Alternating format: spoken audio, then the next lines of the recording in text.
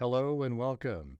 This is Grant Hughes of Grant Hughes Investigates on YouTube. This channel evaluates all aspects of true crime. As you are aware, videos and live streams in this genre often discuss elements of crime that may be disturbing to some viewers. If necessary, take the precautions needed to avoid these feelings. Factual information related to cases is the key to fostering rational true crime discussions. Fortunately, you will find that here. Please hit the like button only once, share the video, and subscribe if you like my content. Thank you very much for watching. Huh?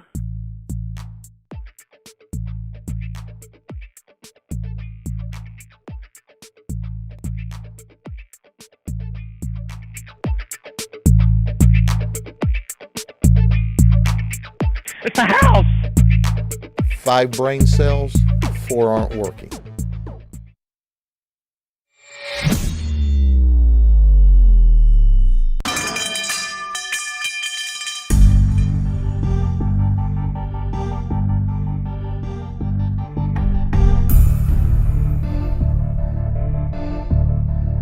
Hey, what's going on, freaks? Oh! Yeah.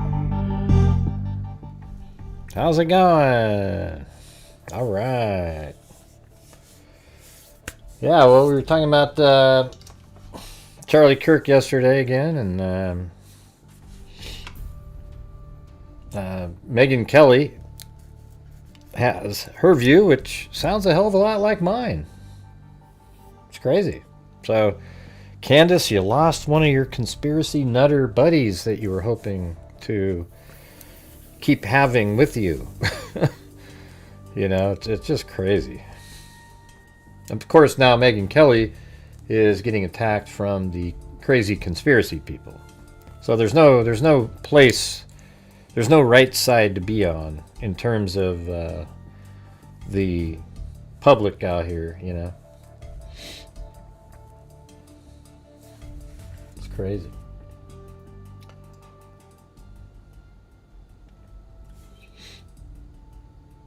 Anyways, let's just play some of the what Megyn Kelly said. All right, here we go. Let's talk about the Candace Owens of it all. Okay. This lady seems like she's drunk. I love her, and I really do feel like there's potentially truth to Potentially? Okay. I mean, I think that they might have been passing out a couple of cold ones. what she's saying. What do you think? Hey, thanks so much there. I'm a gal, yo. I haven't seen you in a long time. I'm a gal, yo. That's funny. You changed it to match that. Is there something nefarious going on? Are you talking about Charlie's murder? So, I don't listen to Candace's show, but Yeah, I mean, this is pretty... I am 100% convinced that Charlie was killed by Tyler Robinson, a crazed leftist who murdered him because he didn't like Charlie's messaging on the trans issue.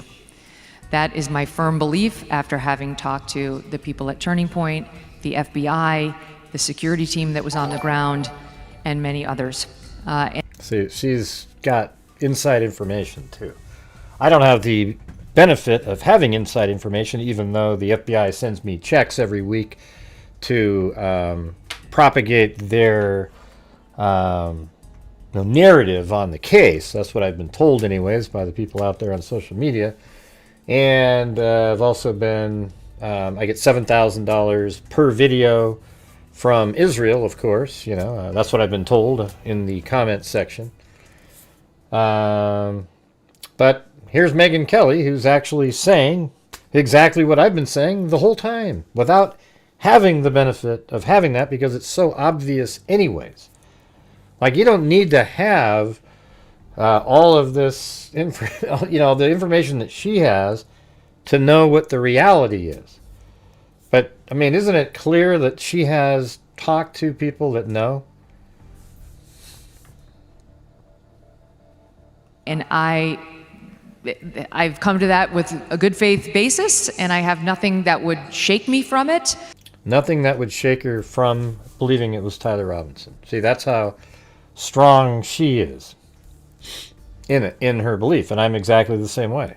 I mean, no matter what people type in, what they try to say or sell to the people out there, it doesn't make any change in the common sense, logic, and the facts of the case. I don't begrudge anybody asking questions, and I understand the controversy around. Yeah. And this is her trying to appease both sides, because she knows what she knows.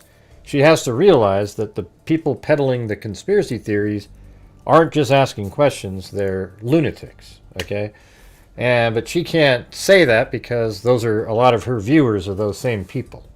Where she's gone with it, but I think it's really kind of a matter of your preference for your broadcaster. And you know, Candace is many people's cup of tea, and she's not other people's, and I'm the same. And I haven't responded well to people demanding that I try to police her speech, because I mean, that's kind of dumb. That's a leftist thing. It's not a right thing. So if she's not for you, that's fine. But if she is, that's fine too. And what she says about this particular matter, look, I just give her a lot of grace because I know she's suffering. Yeah, I mean, so maybe we can do that with Candace, but I don't know, man. Every day it's just... This is my audience. And then this is another time. And I'm not sure if she's on some kind of a tour right now for Turning Point or what's going on, but Ben Shapiro's sitting next to her here. Here, so they know, is in general, I will take on a position and I will make clear how I feel. For example, I've been asked, and some of my audience is mad at me for this, but what do you think happened to Charlie Kirk? And I believe a man named Tyler Robinson shot and killed Charlie Kirk. I believe he was influenced by trans Tifa, radical trans activists, that he fell in with a lunatic that goes by Lance Twiggs. You know what's weird is I think the way she's wording stuff here, she has inside information that we don't have and sort of slightly let it slip out. Hey, thanks, Allie Cake. But like she let it slip out a little bit here, because look how certain she seems to be. I think this is pretty significant, actually. In with a lunatic that goes by Lance Twiggs, that guy was extremely radical, and that he and possibly a band of others convinced this guy that violence was the answer. So she's saying that she thinks that Twiggs and some other trans Tifa types convinced Tyler Robinson to do this. I mean, that's crazy. I mean, if that is like, and the thing is, why would she think that? Was that because maybe somebody thought that at Turning Point and said that, or did she get that from the FBI conversations? I mean, where did she come up with that? I think that's quite interesting. What do you guys think of that? I think that's very interesting. Hey, thanks, Christine. And I believe a man named Tyler Robinson shot and killed Charlie Kirk. I believe he was influenced by trans Tifa, radical trans activists, that he fell in with a lunatic that goes by Lance Twiggs, that guy was extremely radical, and that he and possibly a band of others convinced this guy that violence was the answer. And I believe others knew about it before Charlie was killed. That's what I believe. And until you can show me cold, hard proof that it was something other than that, that's what I'm going with. And I don't want to do or say anything that will jeopardize the FBI investigation. See that? What does she know that she doesn't want to jeopardize? See, I think Erica has the same information, and that's why she wasn't able to say anything when she was with Jesse Waters, and I told you guys that yesterday. That's why she said, I'm confident in the investigators, because she's told that she can't start weighing in on it, because it's obvious that she has some sort of information. I mean, Erica Kirk, if there's anybody out there that's been a victim of a crime, she's going to be a person that gets to know almost every single fact that's happening, because she's friends with the vice president, the president of the United States, and Kash Patel will be communicating with Erica Kirk. Okay, there's absolutely no doubt about it at all. Where is Twigs? Witness protection. gonna spill all the beans when he pops back up in a court. Well, the thing is maybe he isn't in witness protection. There's some other, who knows what's happening with Twigs. But it's interesting that Megyn has these kinds of, this. I mean, especially the second clip here. Position, and I will make clear how I feel. For example, I've been asked, and some of my audience is mad at me for this, but what do you think happened to Charlie Kirk? And I believe a man named Tyler Robinson shot and killed Charlie Kirk. I believe he was influenced. And then Ben Shapiro's like, yeah, of course, obviously. But of course Ben Shapiro would say that, right? I mean, he wants to point away from Israel. I mean, these guys, they're crazy. By trans Tifa, radical trans activists, that he fell in with a lunatic. I mean, this is exactly what we've thought, that the group on Discord helped, plan or had something to do with it. That's the part where I think there is other people. But, that's not what these other people are doing. They're trying to make it seem like Tyler Robinson isn't a shooter. He's a patsy. There's these other shooters. And, that's just, that stuff doesn't make sense at all. Now the screen's going to go dark for a second. I got to put this link in here to be able to put your guys' chat on the screen. All right, so there it is, right there. Oh, wow, that's pretty big. Where is Twigs? Witness protection, gonna spill all the beans when he pops back up in the courtroom. Well, I'm really looking forward to the October hearings. I think there's a chance that not too long from now, Tyler Robinson is just going to plead guilty. I don't, it'd be great if it went to trial, but here's what I'll say. I think if he pleads guilty, the FBI and law enforcement will put a presentation together. It's just obvious. Well, no, he's not a patsy for anybody. He's the shooter. Patsy is somebody that you're trying to pin it on. That wasn't there. Maybe it was there, but they didn't do it. But you pin it on him. That goes by Lance Twigs, that guy was extremely radical, and that he and possibly a band of others convinced. See, it's interesting, right? Because this is why I think what she's saying is significant. She's saying that Twigs was extremely radical. Well, that's not what we have thought, right? Like, it almost seems like Twigs was kind of, just, I don't know, like, it was Tyler who came up with it, right? But it's strange that Twigs is, I'd love to see that whole conversation that they had because they cut some of it out. So if Twigs is the radical mastermind, then we go back to that message exchange. Maybe they, you know what's interesting about that message exchange? Tyler, the way the conversation went, it almost seemed like Twigs sort of knew that he was going there, and I just got to go get my rifle. But maybe Twigs tried to protect themselves by the way they communicated on there. Because if you look at it, Tyler's being all open. It's a Discord thing. He's saying all the things but it's only Twigs who keeps saying, wow, I didn't think you did it, man. I thought it was this other one. And then, so, you could look at it like that. Like, if Twigs is the mastermind, is he the one who, in that conversation, is trying to make himself look like he didn't know? By just the way he words things, the why. Oh, I thought this other, no, they arrested some other guy. Maybe that was sort of a moment where he thought that that Tyler, didn't do it or something. I don't know. What do you guys think about that?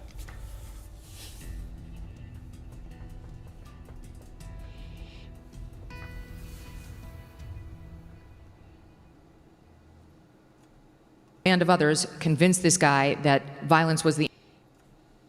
That goes by Lance Twigs, that guy was extremely radical, and that he and possibly. See, somebody told her this. That Twigs was the one that was was the extremely radical, because that's not what you would think if you read the media. possibly a band of others convinced this guy that violence was the answer. And then Twigs, along with the band of others, because, you know, Twigs has been, you know, in that community for a while, right? It seems like Tyler Robinson came later. So, wouldn't that be weird if they sort of groomed Tyler Robinson to be a shooter? I mean, this group with Twigs and some others who groomed Tyler Robinson to be the shooter. Wow. And then, yeah, you know, it almost makes me want to let's reread the conversation with that in mind. I think it was what is it, the 16th, 17th, 18. I don't remember what day that came out. Like, maybe it was the 21st, maybe? No. 22nd, maybe. No. 23rd. Tyler Robinson charging there. That's it.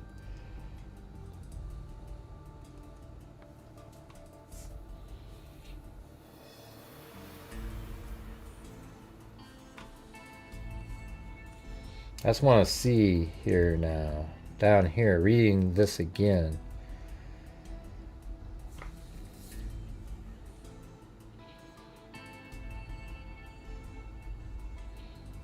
Yeah, so it's drop what you're doing, look under your keyboard. The roommate looked under the keyboard and found a note that stated, I had the opportunity to take out Charlie Kirk and I'm going to take it. And then police actually found a photograph of that note. And then after reading the note, the roommate responded, what? You're joking, right? Yeah, so that's a little, you know, that wouldn't make it seem like, I don't know, that doesn't seem, well, I mean, I guess that could be them trying to make it sound like, wow, I didn't think you were doing this at all. But if they had talked about it, and Tyler's not in on the fact that Twigs is trying to, you know, make himself seem like he didn't know, then why wouldn't he say something like, yeah, you knew I was going there, right? You know what I mean? Like right after that. It doesn't say anything like that. It's like, I'm still okay, my love. And see, where does that come from? I'm still okay. Was there another time where somebody said, you know, was there a part of a conversation like, are you okay? And or is this just what they always say? Because we saw that Twigs used the word still okay in his messages. Oh, the bots aren't working. I don't know if I have any bots on. But yeah, you guys, if you're watching the show and you feel like you have the ability and want to help support the Grant Hughes Investigates YouTube channel, I would appreciate anything that you feel like you can support the channel with. If not, that's okay too. Let's see.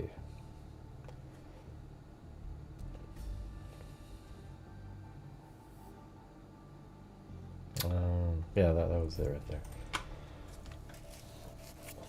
I'm still okay, my love, but I'm stuck in Orem for a little while longer yet. Shouldn't be long. Yeah, I mean, that's kind of weird. Like, so up here, it doesn't mention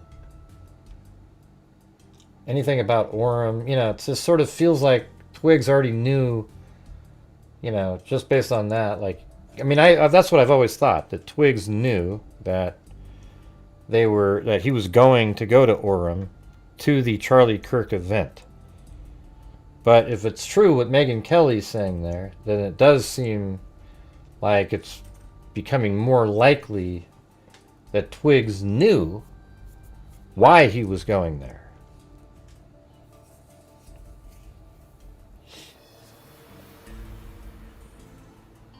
We actually have 36 likes, but yeah, if you guys want to hit that like button. Thanks for pointing it out, Jareth. I'm sure you're coming here with no ill will whatsoever. You're just somebody here that's, loving the channel and pointing out how only 9 likes. Candace Owen says, one good point from what I've seen. Nah, well, I don't think any.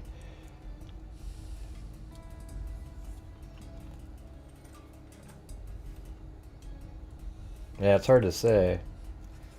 But yeah, let's listen to this one more time, right here. Killed Charlie Kirk.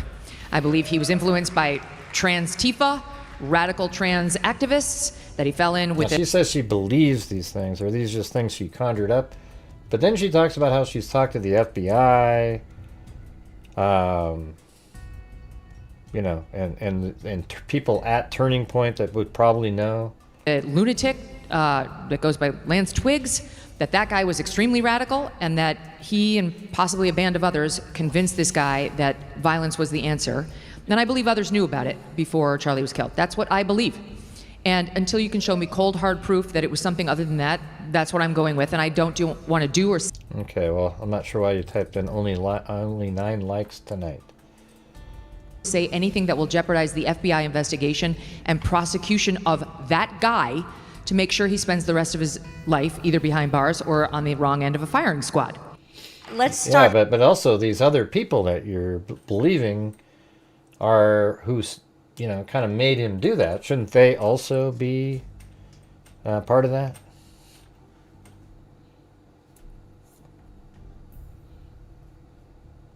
Mm-hmm. Yeah, like maybe he was being cooperative. I just wish it'd be great to know what Megyn Kelly knows. Because she did say she doesn't want to interfere with the investigation. That means she knows some stuff that is not publicly known, for sure. Hey, wait, you guys, we're not doing this again tonight. Okay, the accident that happened. Is this a new account here, you guys? This news finance person. The accident that happened that was from May of 2022. It has absolutely nothing to do with it. Okay, just remove that account. They're just going to do the same thing again today. Just block that account.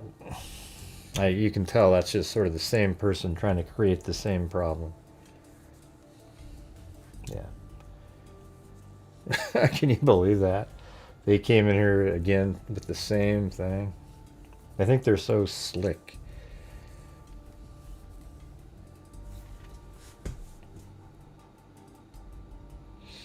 Alright, well anyways, there is Megyn Kelly, and now we have one of the big names finally saying exactly what we've been saying the entire time.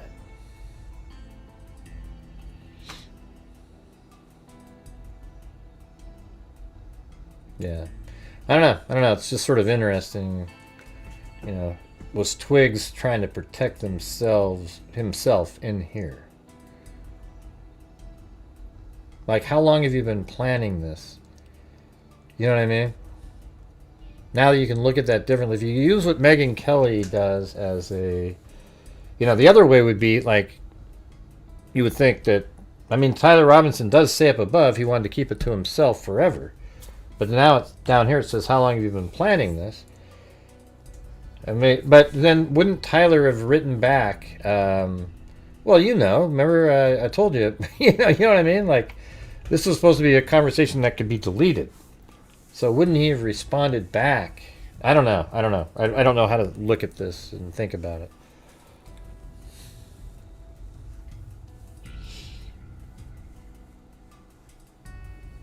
Yeah, they always show up in here. That's what they do. You might be one of them, Bureau. Never seen you before. I bet your account's probably new too. Yeah, see. Yeah. He probably planned it the day he knew Charlie would be there. Yeah. Well, Charlie was going to be there on, I think on August 28th is when it first came out. Yeah, I bet that's when it first came out. And And then probably within a couple days after that, he started planning it.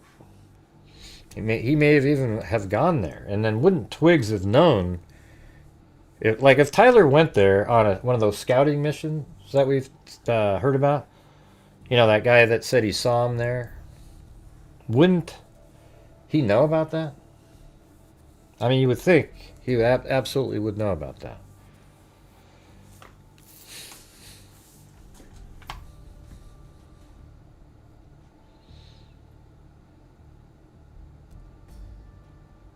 I don't know what you're talking about, Jareth. No idea. Hey, anyways, what we're doing tonight, if you send in super chats, every $5, I'm going to put you up on, we're going to do the spin for the notebook, the stress ball, and the poker chip, and then it comes with a pen. I don't have the GHI pens, but that's what we're doing. All right? So if you're out there and you have the ability to help support the channel, that would be awesome. Then your name will be on here, and then at the end of the show, we'll do the wheel spin. All right, like right there. Allegedly, Lisa gets 5. What do you call it? I call it like pie wedges.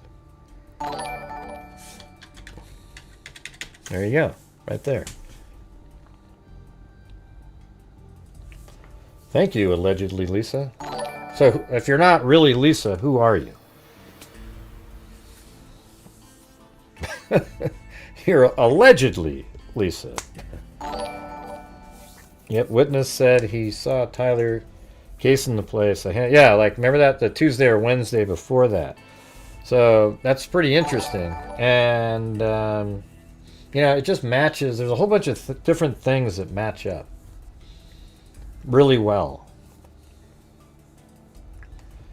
I'll play what Megyn said. You guys want me to do it again? Hey, thanks, Whiskey Boots.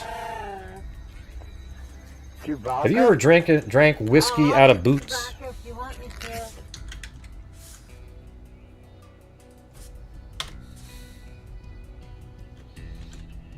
Everybody has the except Alley Cake. Alright, here we go. I'll play this part again. Well, there's 2 different parts. Alright? So this lady here asked Megyn Kelly about... let's just play it. I don't listen to Candace's show, but I am 100% convinced that Charlie was killed by Tyler Robinson, a crazed leftist who murdered him because he didn't like Charlie's messaging on the trans issue. That is my firm belief after having talked to the people at Turning Point, the FBI, the security team that was on the ground, and many others. And I've come to that with a good faith basis, and I have nothing that would shake me from it.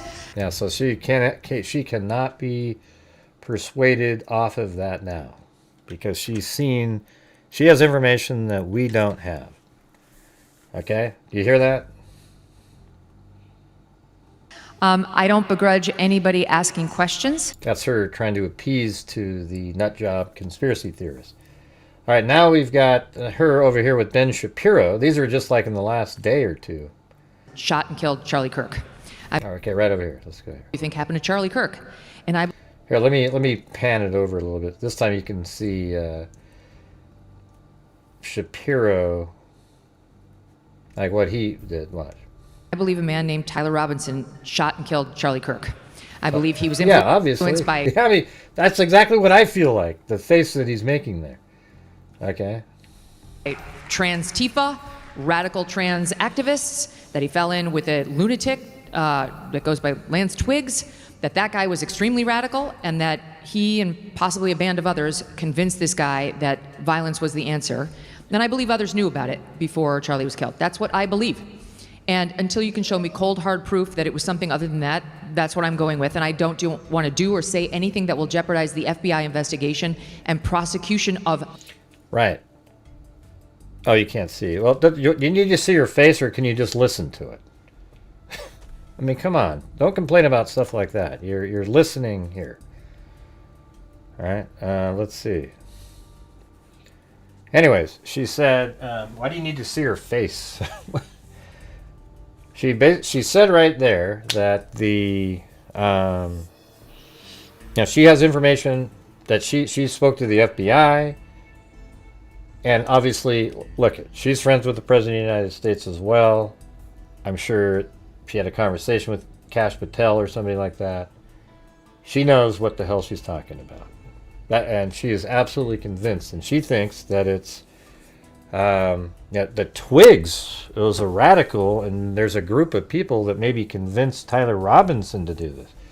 And that's crazy. I mean, that would really... And that sort of matches what, we've been saying, is that the group on Discord maybe, help plan and do these kind of things. But it sounds like what she knows, it's a little bit more involved than that. But she says that's her opinion, but her opinion would be based on what she was told, right? So, I mean, what do you guys think of that? I think this is a big moment because Megyn Kelly has, she's not as big as Candace Owens, but, I would say that Megyn Kelly, her saying this has, dramatically helped the people that have been on, my position the entire time. I mean, Megyn Kelly at first was doing the same thing, like kind of, I don't know, man, this is weird, things, But I don't know if she took the time to read the probable cause or anything like that, but I think that this is really, it's good news, really, for the rest of us who have, this is how I do true crime cases. I go with the factual elements, put it together, and what does it say? And what this says is that Tyler Robinson is a killer. It's one of the strongest cases I've ever seen. And behind the scenes, it's even stronger. But in terms of what we've seen in the probable cause and basically the probable cause and the charging documents are the strongest that I've ever seen. Okay? And that's because you believe the FBI, Gray. It's not the FBI who wrote the charging documents. Okay? It was the state of Utah and a sheriff's department. That's who wrote it. And so it's great to have Megyn Kelly say this. Like somebody just wrote in chat, it's nice to hear some integrity. Well, that's what my channel is. That's what we do here. That's all we do is on here is cover cases with integrity. If you don't like what I say and all that kind of stuff, I can't help you there. I can't help you. All right. So any other thoughts on that, or?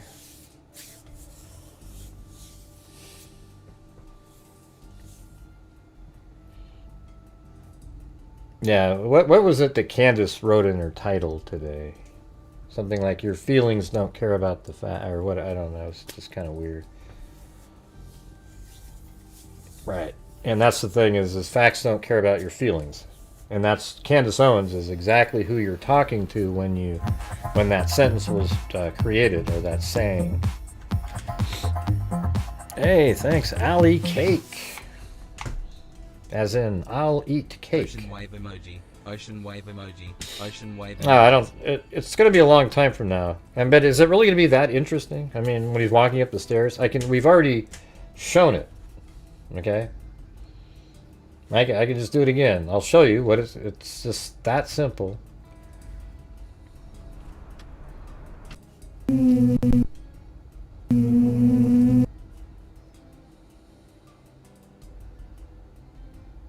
That's right there. And all it's going to be is this simple. It's going to be boring.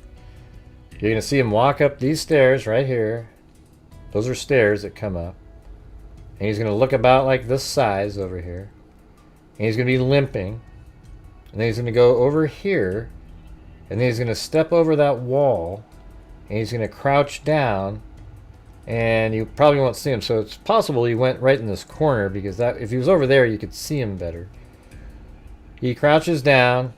And that's at 12:17. And then 5 minutes later, after he's assembled the rifle and he's ready to go, he's probably even listening. Because I don't think, I'm not sure where he was in the questioning at 12:17. I think you're, I mean, it did take about 10 minutes. So It would have been like 12:13 when he started talking. So anyways, and then you're just going to see him stand up right here. It's going to be this simple. And you see a dark figure running over there. Now he's running. Limp is gone. He's going to lay down in the corner there. Kind of scoot over a little bit. Shoot. Then get up. And you're going to see him running. And then we see from right here all the way to the end. Now they have even more after he makes his way over to this area and runs behind that rock. He goes across the street over here. He's heading across the street. And they're going to be able to watch. And they're going to see that he does not continue on up this way, so he must have gone into the woods there. So that's how they knew, after tracking him off the roof into the woods, they went over there. And that's why Tyler Robinson never had time to go retrieve the rifle. That was so idiotic of him to put the rifle and the towel into a location. He must not have known that there was a surveillance camera right here on this building that could have filmed him. Because he runs over there and puts it right in the first place that he is hidden from the public. I mean, you know, he could have kept it wrapped in a towel and gone somewhere else and just tucked it somewhere and then went back and picked it up later. But he didn't do that.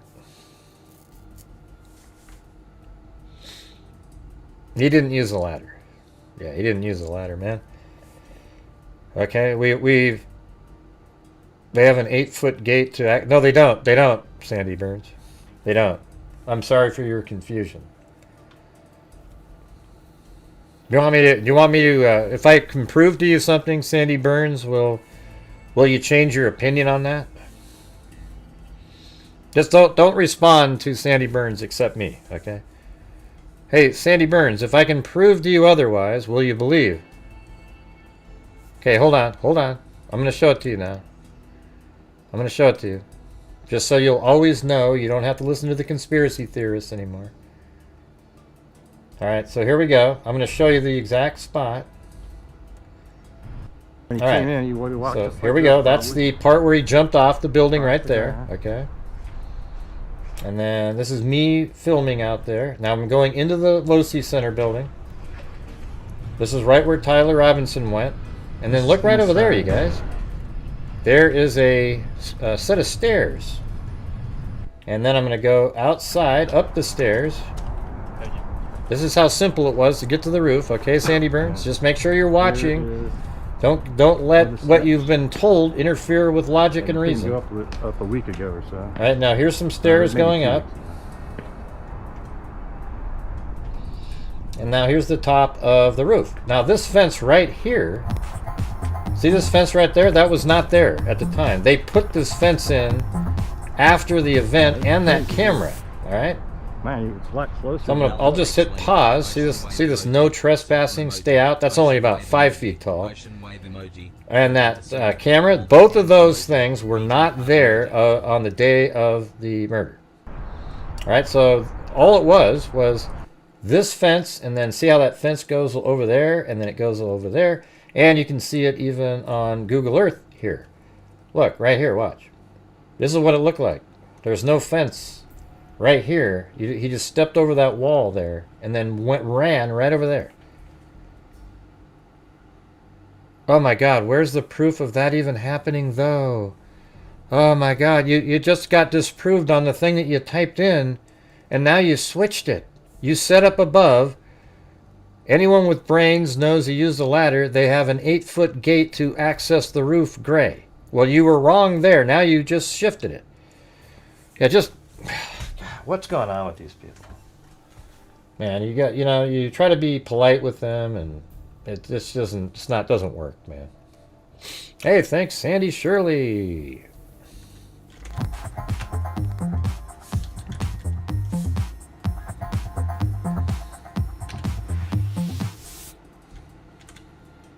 Alley cakes. Ocean wave emoji. Let's see. Hey, thanks. Good to see. Yeah, good to see you too.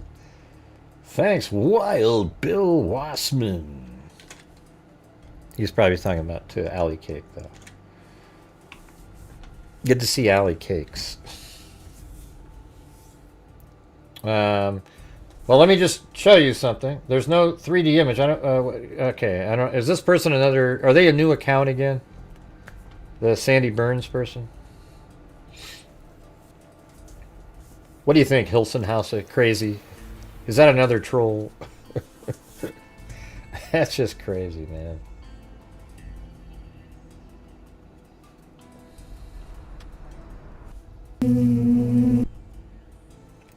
Yeah, like I said before, you're just going to be... Oh, wow, look at this thing. Well, that's my drone on the ground. Look at this. All right. Oh, crap. Hold on. Right there.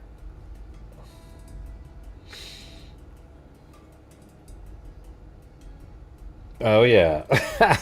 That's what Hilson said there. All right, look. Well, wait, what am I doing? I'm explaining it to a troll. Okay, forget it.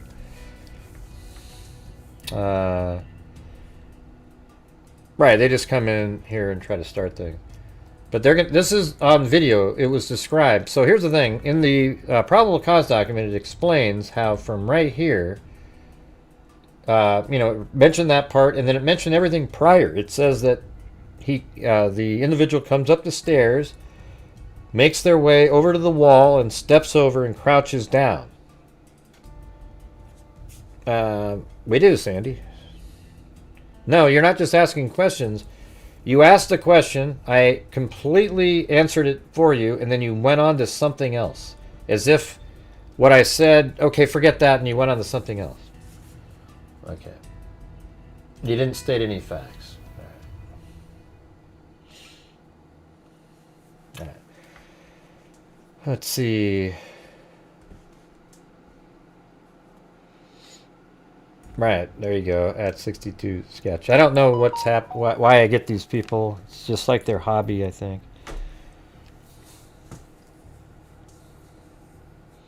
I know, right? Isn't that's exactly what happened? They said, hey, obviously anybody with brains use an 8-foot ladder, and there was because there was an 8-foot fence blocking from the roof, and then I completely shredded that one. Well, how do we know that even happened? Okay.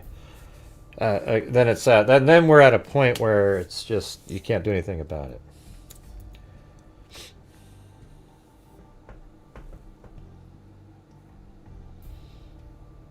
No, it's the same one with multiple accounts. Well, you can just remove them then. I don't know. I can't tell. Yeah. Hey, for once it wasn't me, you guys. I was nice this time. Like I said, you can lead a Sandy to water, but you can't make her drink. Yeah.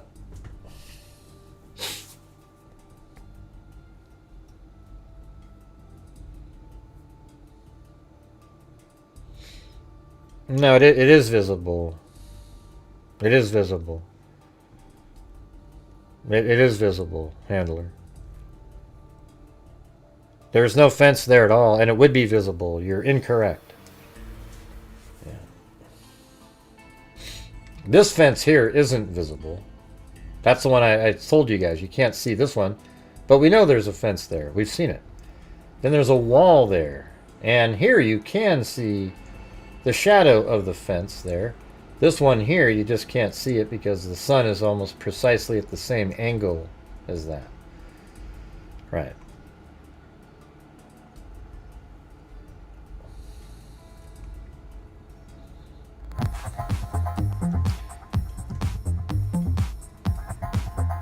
Carolina said, let's start a challenge to get Sandy burn a brain.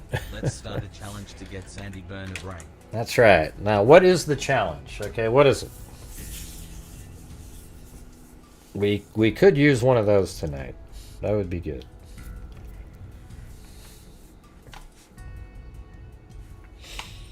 All right, so you guys have any thoughts? I think Megyn Kelly, what she said was very. She seemed absolutely certain just how I sound.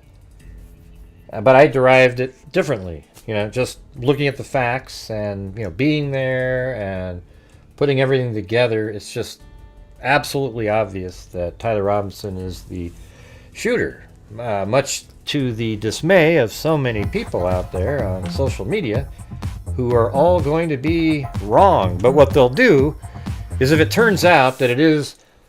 Gray, isn't it much harder to prosecute a case without the rifle? I thought he should have just carried it out to his car. Your thoughts? Well, yeah, but he didn't want to, you know, walk around the streets being seen, right? Because he didn't have time to stuff it back down his pants. You know, I mean, I guess what he could have done was put it back down his pants in the woods instead of changing clothes. But, you know, he just didn't think through it, you know. Yeah, I mean, he kept trying to go back to get the rifle, Bad Juju. He kept trying to go back and get it. He just couldn't do it. That's what that whole text exchange was about. No, you didn't need a pass at all. And matter of fact, I mean, let me just show you that part. You know, I mean, let's just do the, you know, the freaks. A lot of the freaks have seen this, but like, you know. And by the way, this original spot that I'm standing, wherever my car is, I think that's where he parked on on his dry run. It's a perfect spot. Anyways, I'm not going to go to this part. I'm going to go all the way to here. So this is the street that had the 2 surveillance cameras on it. And this area is over there. And this is where he steps onto the grass off that street, right? You see it in the surveillance. Then he goes over this bridge here. And then he picked this way because there's no steps. It's absolutely smooth right onto the parking area, just going that way. I just went. And then he walked on that left-hand side, I would imagine. And then here's the tunnel. And apparently he was on his Oh, phone. sorry. God darn it. Ah, man. Stupid thing on the screen. Let me go back a little bit. Sorry about that. Here's the little street with... I'll go right to here. So these are the 2 houses with the surveillance cameras. Right here. This one needed to be seen. Sorry about that. I have 3 different monitors, so I'm looking at this one that's nice and clean, but over here might have something on top of the... So these are the 2 homes that have the surveillance cameras. And then right out to this house, remember how he turned onto the grass right here, and then there's a bridge right there. And then he crosses over that bridge, and then he goes right down here, next to this building, and there are no cameras on this building. And right here, see how there's no steps at all? It's just really simple. And then he went over on that left-hand side right there and makes his way to the tunnel in the same parking lot. Goes into the tunnel. Look how simple all this is. Just watch how easy this is, and you'll know. There's the camera right there that filmed him coming in, right on the stairs. What it looked like on video. And this is what it looked like from his point of view, walking into the tunnel. You know, I can look backwards because I'm using a 360-degree camera here. The shot that they had is right here. And then this is one of the other shots from that camera right there in the upper left-hand corner. See that? Then he took a right. And then he came up these stairs right here. Up these stairs. First shot was at the bottom. Then there's 3 shots turning. Right up in here, there's a camera. There's that camera right there. Then up. So there's the camera right back there. So it filmed him do all of this, what I just showed you. This way. We only got to see the 3 shots. They have him walking up the stairs, limping the whole time. All right? So just realize that's... But look at it. I'm walking on campus right here. There isn't a soul that's saying, hey, what are you doing? I mean, I even look like I'm holding a camera. What are you doing, man? You know, I'm just walking down. I'll show you where I am right now. So above on the map, what I just did was I just went through the tunnel that was right there. I was the first person on YouTube or anywhere on social media to figure out that he went into a tunnel. And then right up here into the parking garage. And right now we're kind of like right over in this area. Right over here. And see, then it walks up, and you'll see the way I'm walking goes right up around the Losi Center building. It's right there. So that's where we're at right now. In a minute, we're just going to kind of curve up And I'm going the way that he probably went, trying to avoid as many steps as possible. But if you notice how there isn't a soul here right now?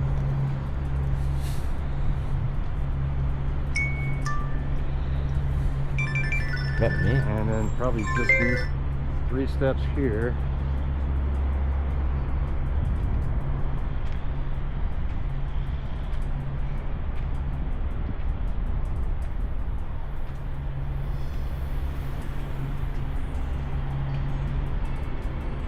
And then right here, you just have to go up these few. Like 1, 2, 3, 4, 8 steps. Yeah, so there wasn't, these are very few steps. And then over there's a lot of steps too. So this is the least number of steps that he'd have to go up. And see, that's the Losi Center building right there. See? And I can look around, you know, that's what's so great about these cameras. You can just, I mean, I think cops should have them on their heads when they're running around. You could then look after the fact, and maybe there could be somebody that you could live stream the 360, and somebody could be looking in all directions and help the cops. Hey, there's somebody up around that corner. There's a guy coming up behind you. Blah, blah, you know, all these kind of things. They just don't yet. But there could be somebody that, like an officer who's reviewing the 360 camera on the head of an officer live feed. Because you can live stream 360. I haven't tried it, but YouTube lets you do that. It wouldn't be that clear though. But anyways, here's the Losi Center building. You notice how this, and by the way, this is the dean's office. Man, this is where he jumped off. Jumped off right there. There's still some tape up there. And now I'm just walking towards the entrance. And look at that. Have you seen anybody ask me anything yet?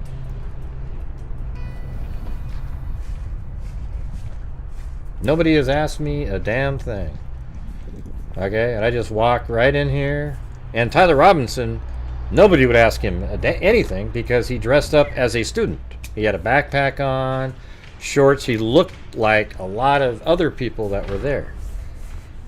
Take a look at everybody here. Everybody has a backpack, jeans. You know, see what I'm saying? Like both of those people. This is inside. So he knew exactly what he was doing.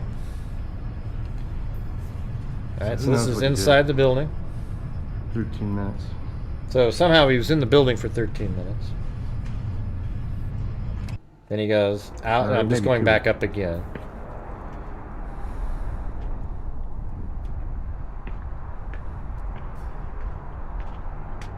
And see that? I mean, especially during when Charlie Kirk was giving a speech, you wouldn't see... Man, it's a lot closer than it looked. Like, there wouldn't be anybody up here, right? Because they're all over there watching the speech. So it was like the perfect time for him to do this. And then I put my camera like over here. This is kind of where he laid down and changed. And then he got up and he ran right over to that corner that's right over there. This area.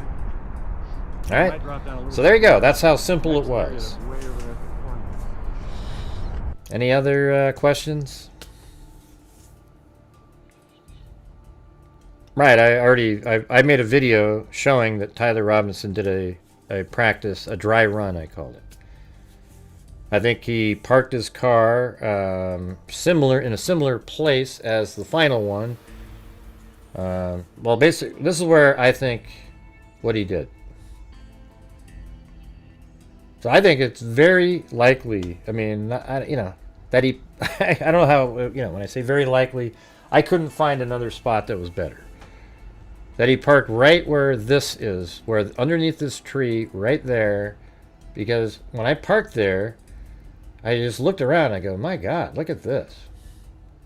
And there's nothing. There's no cameras. There's no anything right in this spot. And then if you open up your passenger door, the only person that might see something would be over there, and there's no cameras anywhere. All right, so that's a great spot. Everywhere else you go right there. Okay, all of a sudden now you got this house and that house. It doesn't matter where you go. And then down this street, I think was when he did his final location. So after he got back from his dry run, he got to his car that was right where I just showed you. And then he just merely drove about 10 feet forward and then took a left. And then he goes down this street, and then watch how this all works out. See that car that's parked down there? Basically right behind that. And see how this one has fences on both sides. And again, if you open up your driver or passenger side door, anybody in this house wouldn't be able to see what you were doing. This has no cameras looking at you. And then all these trees block any view that anybody might have. And then there's a fence on this side and there's no camera over there. And then, look at this, watch. So then you get up, you get out of your car, and then you walk. So it's right here. You get out of your car and you walk this direction. You take a left, and then that's where that one footage of him, where he's walking down the street and that van kind of slows down a little bit. It's right there. And then he comes over here and turns left, and then he walks on the left side of the road, and then he kind of cuts across right over here, and then walks this direction, and then goes down into the tunnel. I mean, it's just so clear. So I think the first one, when he had the, when he did the dry run, he just wanted to see if he could get up on that roof. Why you call twigs they? Who? Who are you talking to?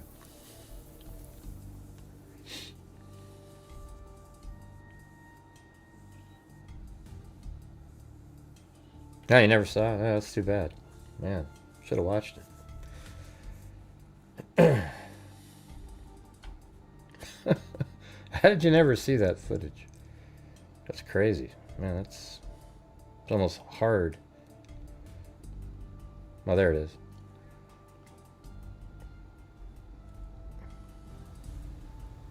When I was on Court TV, did you guys see that?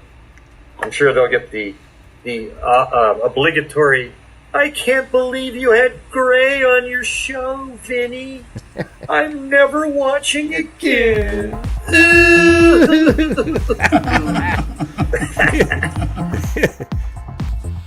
You know the funny part about that is, you hear that laughing in the background? Hey, thanks, Christine. You know the laughing you hear in the background? That's actually just somebody else watching it and then laughed as they recorded it. And then they sent it to me. Okay? So just do that one again. Here we go. When I was on Court TV, did you guys see that? I'm sure they'll get the obligatory, I can't believe you had Gray on your show, Vinny. I'm never watching again.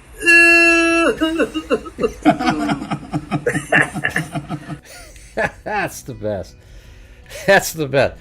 Yeah, you go, I was just on Court TV 2 days ago, right? And then yesterday they put out the video. Go check out the video, and I guarantee you, I haven't even been there, I haven't looked. But in the comments sections, I bet money that there are many comments in there that are similar to that. Oh, as soon as I see Gray, I turn it off. You know, it's the same thing every time. Never ends. All right, so I'll show you the one that you didn't see, whoever that was. I don't remember who. Wait, do I have it in here? I don't know if I put it in here. That's weird. No, wait, it's later. Keep up though, the right? good work, Gray.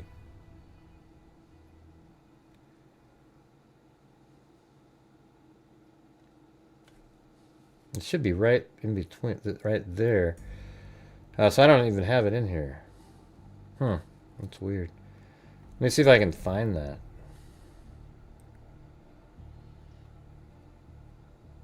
I'm gonna have to go look for it. What do you guys think that was? That was no, that was Keeler, right? Yeah. Let me look for that real quick. Yeah, there's Chuck Keeler. Yep.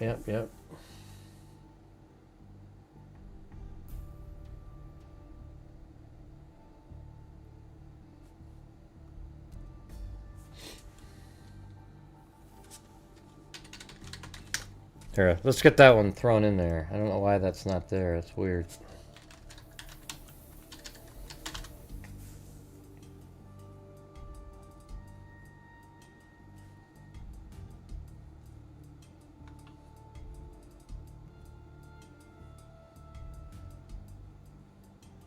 Did he remove that? Ah, that sucks. I know I have it somewhere, but...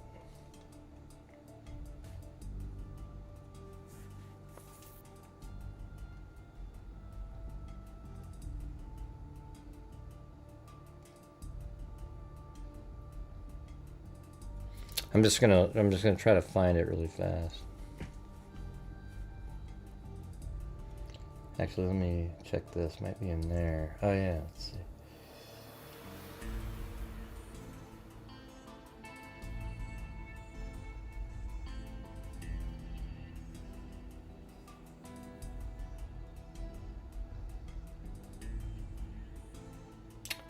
You know, I know I had it somewhere. Just don't know where it is now. That's really weird. Crazy.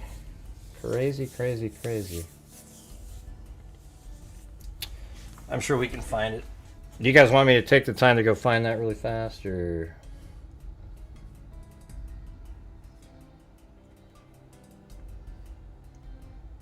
Might take a minute. Challenge time. If we get 5 channel memberships, hey, look at that. Wild Bill Wassman said if we get 5 channel memberships, and by the way, every one of those 5 will throw in to the spin, and then if you get 5 in there, he'll donate 5 channel memberships himself. So it's like a 2-for-1er. How's that sound? All right. You have no idea who Candace Owens is. Wow. Hey, there's Allie Cake. Well, it's good that you know. I mean, the thing is she is a very bright, intelligent person, but she is way off here. Okay, I mean, she is just, you know, just like La La Land. And everybody will still go, oh, yeah, who cares, you know, when it's all said and done. And, you know, it's like, man, what they're all going to do is claim an out by saying, see, I told you it wasn't just Tyler Robinson. You see what I'm saying? These people have all been talking about it's Israel, that it's a third shooter over here, a shooter over there, shooter over here, shooter over there. And that's what they've been saying over and over and over again. And so what's going to happen was, once it turns out that, oh, look at Twigs and these other people, they were, they'll say, see, I told you. You watch. It's going to be crazy. Hey, look at that. You guys, thank you. So we had Christine did 5, Allie Cake did 1, and then we got Whiskey Boots, and then Wild Bill Wassman, the legend. All right, got you guys all in there.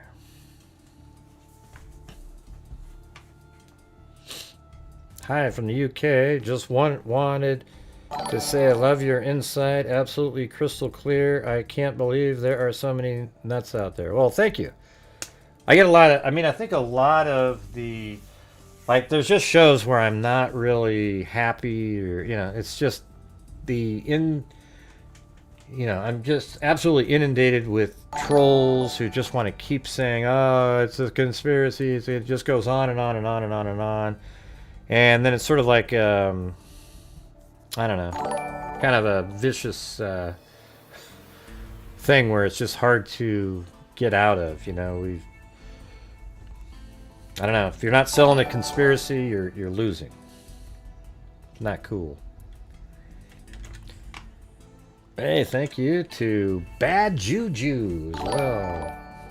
It's amazing that Candace is happy to take the, oh, she's made, you know, I'm just telling you on YouTube, if I get 30,000 views, let me just say this, if I get 30,000 views on a video, kind of depends on, but you might make between like $200 and $400 or something like that. That's why when you see me getting 2,000 views now, you know, that's just absolute peanuts. But you know, if you get $400 on 30,000, she gets $1 million every single show she's doing.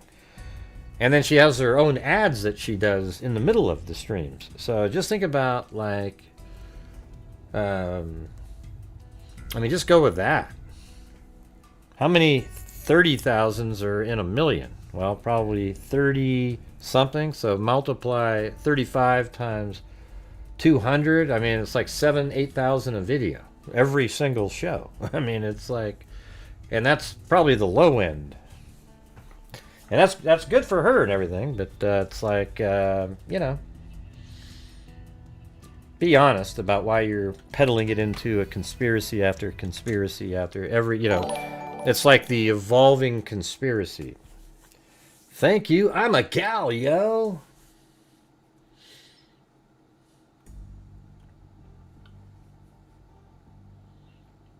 That's funny. Like I showed up, I was in the Candace chat before the show. And this one lady was saying, you don't have any viewers, Greg, because you need to work out more. And I was like, wow, what a shitty argument. That's kind of a mean thing to say. Yeah, I mean, the thing is I don't feel as healthy. I probably put on extra pounds because I couldn't walk for 2 months. And now I'm starting to walk again, and now it's feeling good, and we'll see where we go. But it was just kind of like, geez, what a shitty, you know, argument. That's your argument. Is, great, people aren't watching as much because, you know, you need to exercise more. It's like, Jesus, wow. Unbelievable. Yeah, sure, we all need to exercise more, don't we? Welcome, or thank you, Christine, for a month. I thought you'd been around longer than that.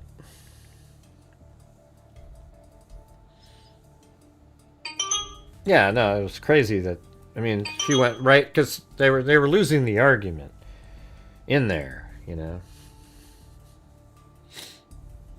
But I'm ready to move off of, yeah, well, I actually have other stuff I was going to talk about, but I wanted to go try to find this thing before I forget about it, if you don't mind.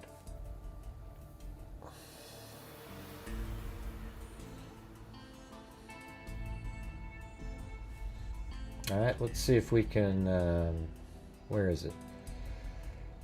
I just want to find the clip. I know it's in these folders. I mean, look at all these. These are the Charlie Kirk folders. But I think that was really early on, right? It was probably, let's see, the 14th. No. 15th.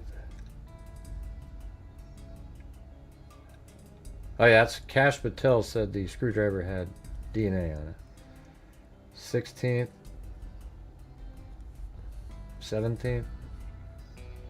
I'm just looking. That's not it. Not in there. And once I find it, we'll do something else. I just want to get it before I forget. So this is Keeler, though. He was. That's well. He went into. All right, the 19th. This looks like Keeler stuff.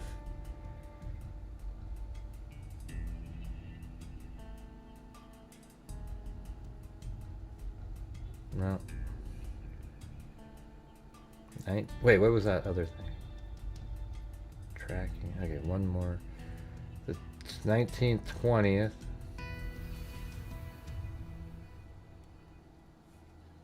21st.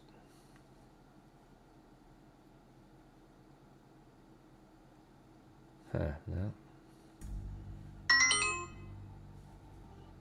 God, that's crazy. 23rd. Was it that late? Man, I don't remember it being this late. It was kind of after a while. It was kind of crazy. And this is only 2 weeks here.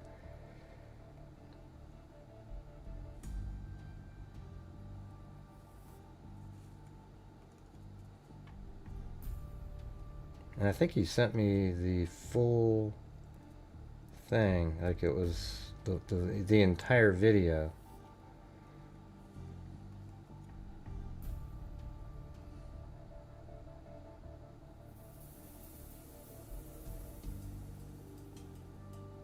No.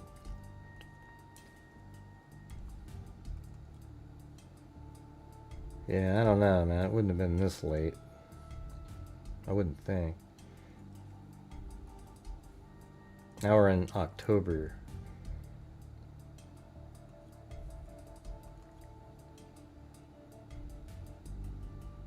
Okay, that footage came in.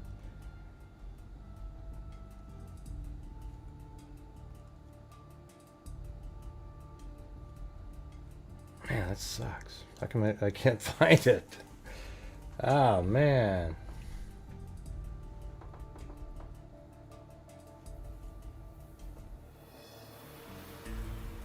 Here, let me check one more place over here. Hey, thanks for Dale and Lisa for the coffees.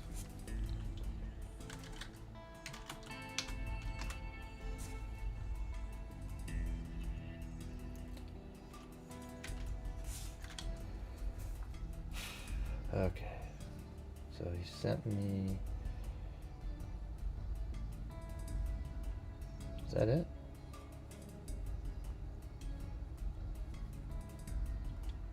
Captured by a resident's home. Now see part. The suspect walks along the east with a rifle. This footage on his doorbell camera. Residential area. Yeah, First footage so of him walking down this particular sidewalk. A friend of ours. Yeah, so on his video right here, it's right there. For you, if you hadn't seen it, it's right here. But I have the full video of this. Ours has a brother See him who walking captured this right footage there? on his doorbell camera. He's right there. The suspect is walking down 800 South, going west. Yeah. So that is. It's there.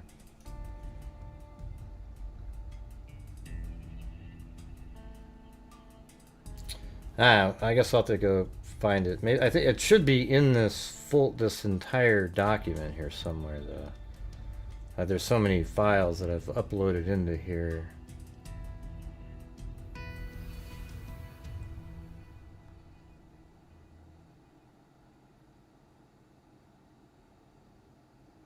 I don't see it.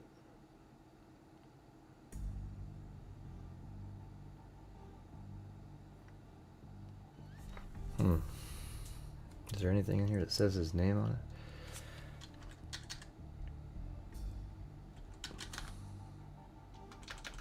it? No. Ah, that's too bad. I'll have to come back and check it out later.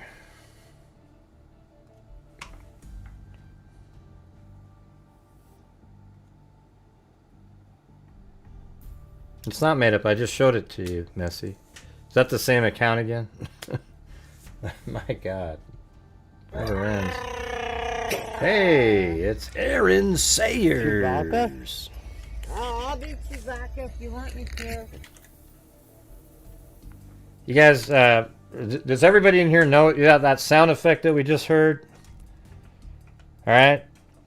Does anybody in here not know what that sound effect is from? Put a 1 if you don't know. That sound effect that said, I'll be Chewbacca if you want me to be.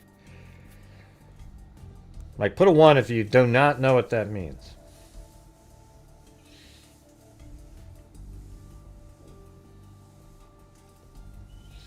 Alright, so I'm going to play it. Okay, so here's what's happening here. So we haven't seen him in a long time, but Cairo, he's a moderator here. He just hasn't been here in a long time. He used to drive around and do cell phone stuff all during COVID. I remember that. Driving all around the country. And he stays in these hotels.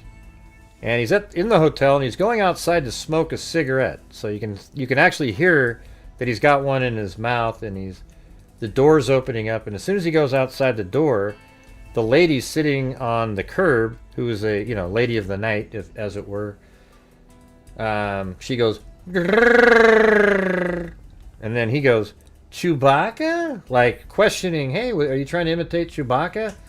And then she says, I'll be Chewbacca if you want me to be. Because all guys want a Chewbacca-looking woman. All right, here we go. So here's what it sounds like right here.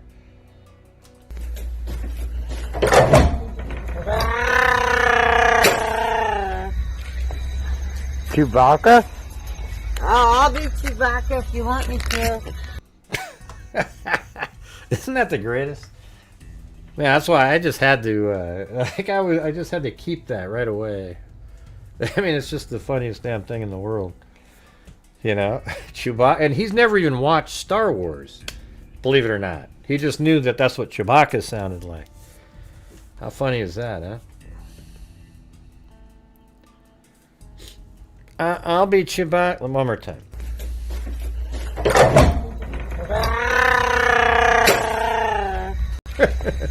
Chewbacca?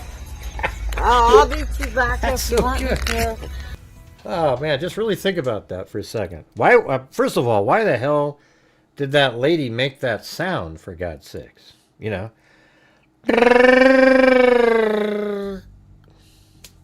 And then he's like, Chewbacca? Oh man, I think that's pretty funny for some reason. I don't know why. Who knows?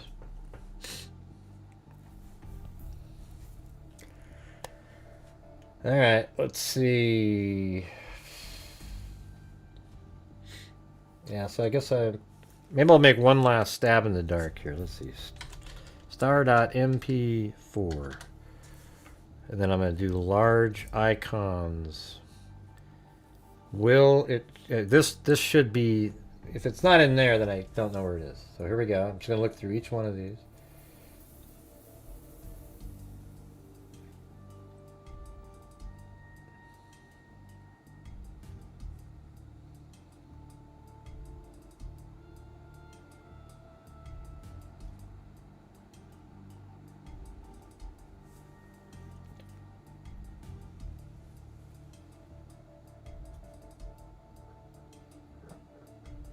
You know, he may have given me that file way later than I remembered.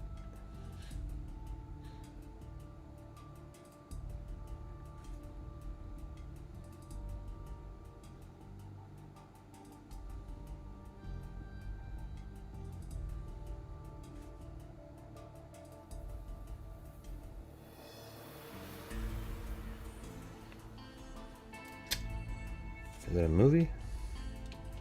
Could have been.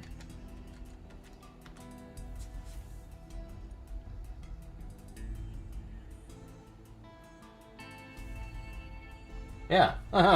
That's why I didn't. That is what that is. Okay, hold on. Now I'm going to load this in. Hold on a second. That's so crazy. Man, it goes. Is it a movie file? Or. So there it is. Let me slide that down a little bit. And there it is. Let's make it bigger. See that troll? There it is.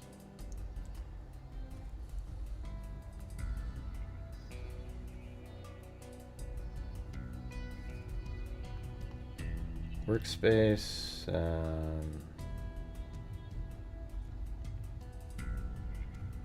There.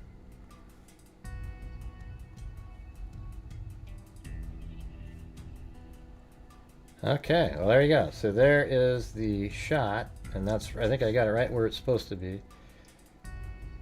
Yeah, so that's the earlier one. And then there he is right there. See that? He's walking down the street. And he goes over here. Gonna walk right by there. See, he's still got that sort of that little swinging the leg forward thing.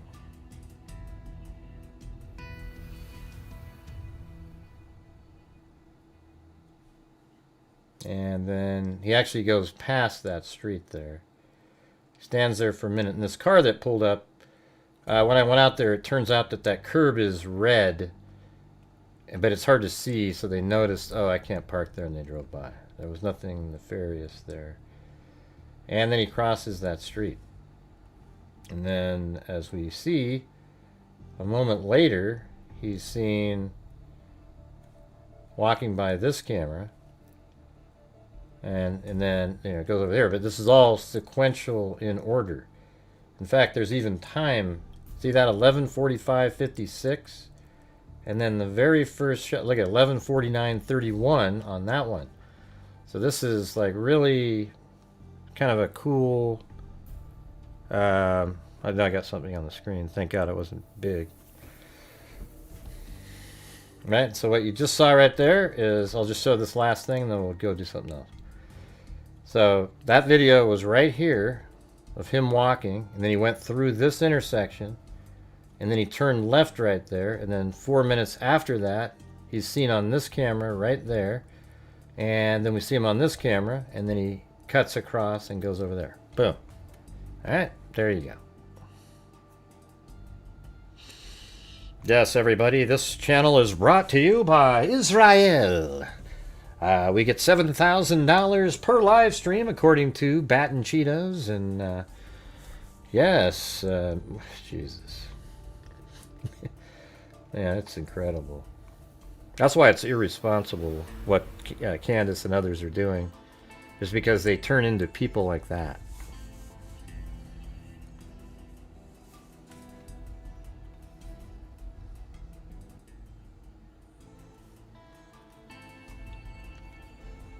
Okay, well, now we're going to do the update on one of the other cases we've been covering.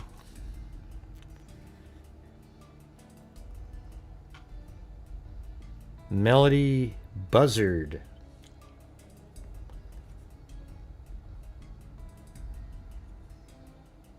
Let's see. So here is a new piece of surveillance footage here.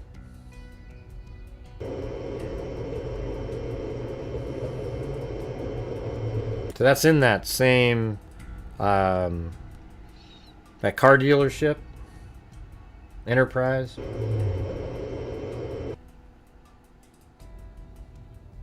I can't tell if that girl's smiling at all, or she did kind of smile right there a little bit. See, like right there. I think she's. I don't know. She got her arms crossed. The behavior panel would say that meant something.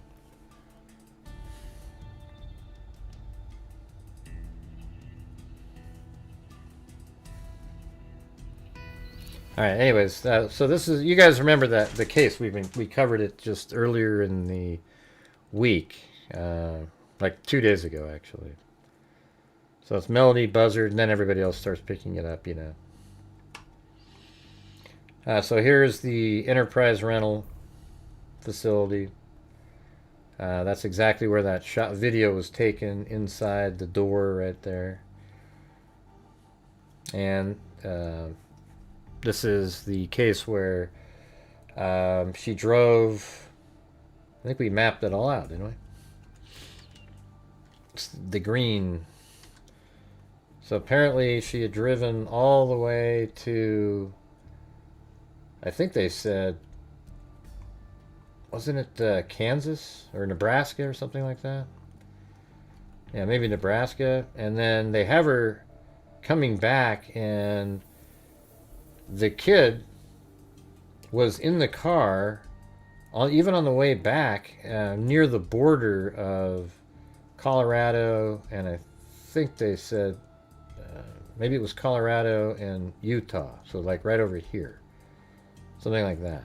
Like she was still in the car coming back that way. So that means you've got, she's in this area over here.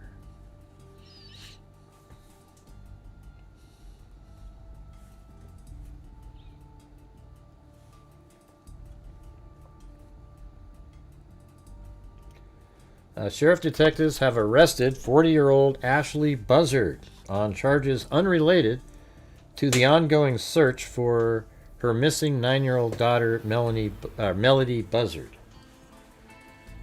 Detectives learned of a recent incident where Ashley prevented a victim. Now, I'm not sure what that means. Like, a victim of what?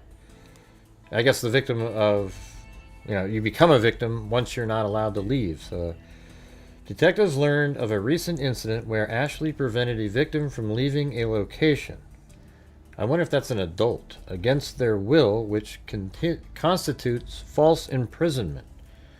This crime is not connected to the ongoing, well, it definitely is connected. I mean, the crime might not be connected, but she's being arrested in connection, obviously. This is one of those ones where they looked for something to find to try to keep her, you know, put her in jail and see if she says something.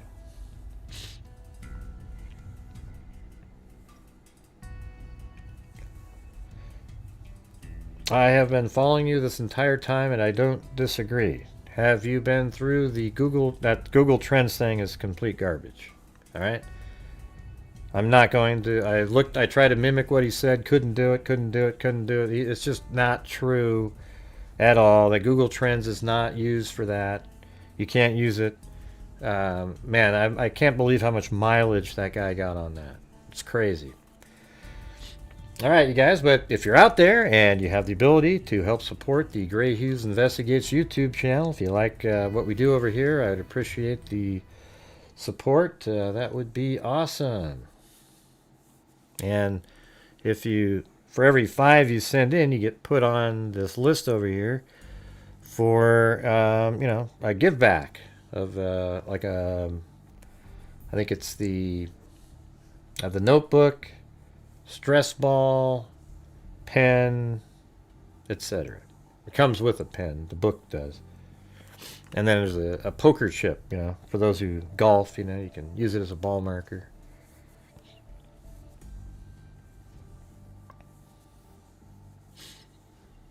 Although this arrest occurred during the course of the missing person investigation, it's not directly related to Melodee's disappearance. Sheriff detectives remain fully focused on locating Melodee and confirming her safety. Members of the public who have seen Melodee or who may have information about her whereabouts are urged to contact the sheriff's office through any of the following methods.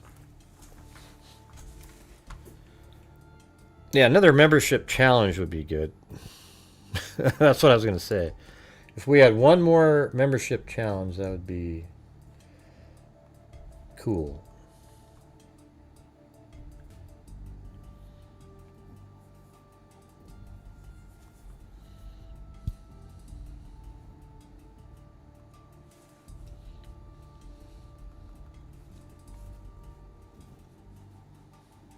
A new development in the search for 9-year-old Melodee Buzzard from Santa Barbara County, California.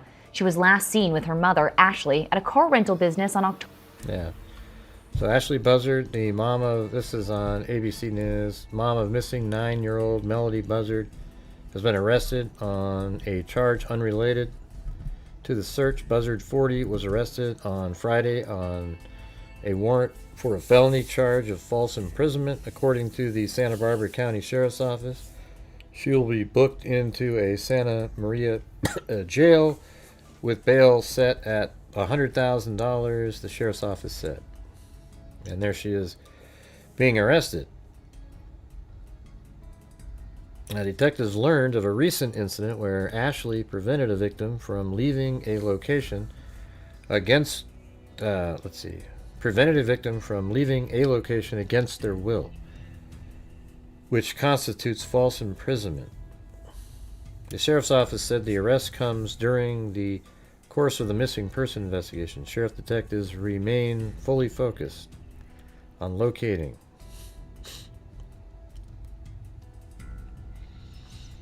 Thanks, I'm a gal, yo.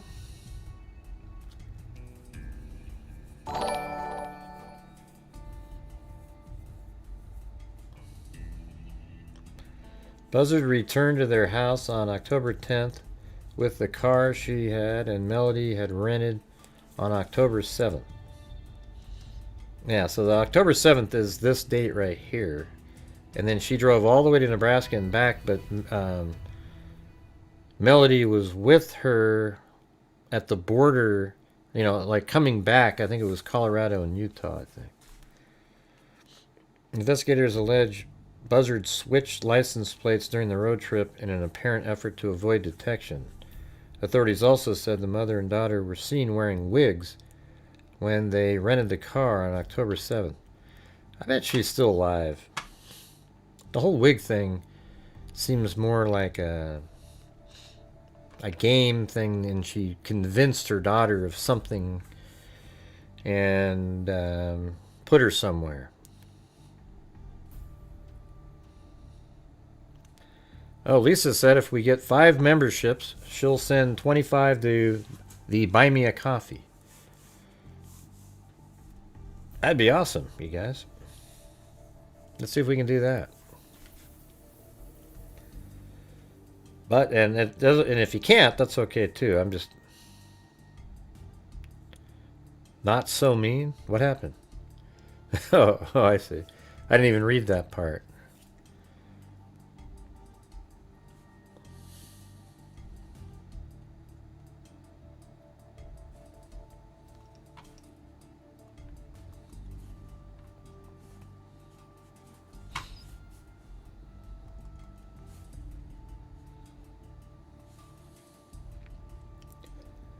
Oh yeah, there's some video of her outside.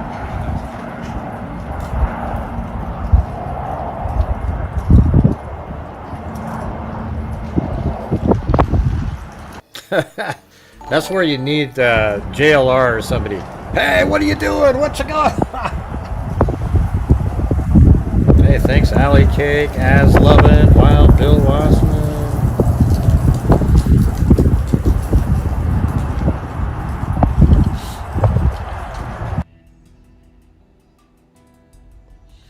Sheriff officials say her arrest on a felony charge, false imprisonment is... Okay, yeah, I've already said that.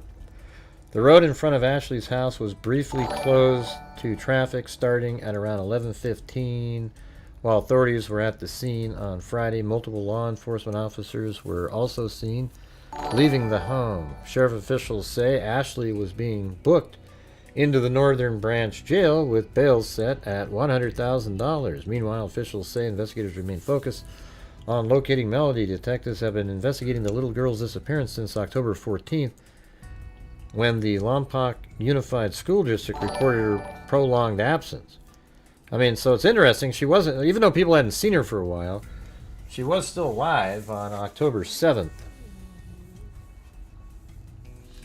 And actually, what day was that when their investigation, the period between October 9th and 10th, when Ashley Melodee... Okay, so she was actually still seen alive on October 9th. On multiple state road trip in Nebraska on October 9th, Melodee was reportedly captured on surveillance video near the Colorado-Utah border. So that means she was still alive even on the 9th, and then Ashley drove all the way back to town where they live on the 10th without her daughter. So somewhere between the border of Utah and Colorado and all the way back to California is where Melodee is. Yeah, we need one more membership, you guys. That first one by I'm a Galio wasn't part of Lisa's challenge, so we just need one more. This way, local area courts and police keep jurisdiction. No, well, it also just puts her, you know, she's under pressure. Because she won't answer any questions. That doesn't, you know, that's, you know, I don't know if she's trying to, like, maybe she's delusional and thinks she's protecting her daughter from her former husband's family or something like that. I mean, who knows?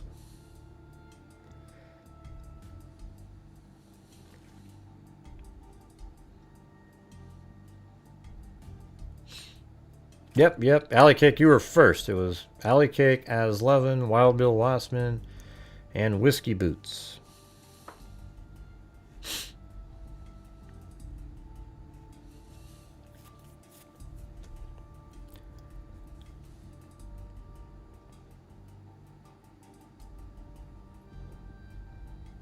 Yeah, so that's it.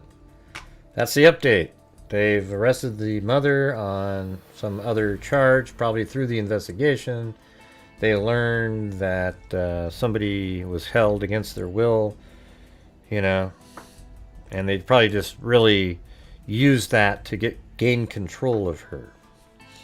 I bet it wasn't something, I mean, I bet it wasn't something as severe. It could be, but it's probably not like this really severe incident. It's probably just technicality that happen.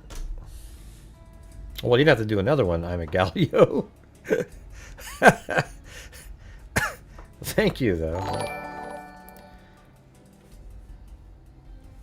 Was she some kind of custody battle? No, I don't know. I don't think so, because her husband died like a few years back. There was some troubling. I can't remember what that was. There was some other information. Oh, well, thanks. I'm a gal, yo. Yeah, where'd you go, by the way?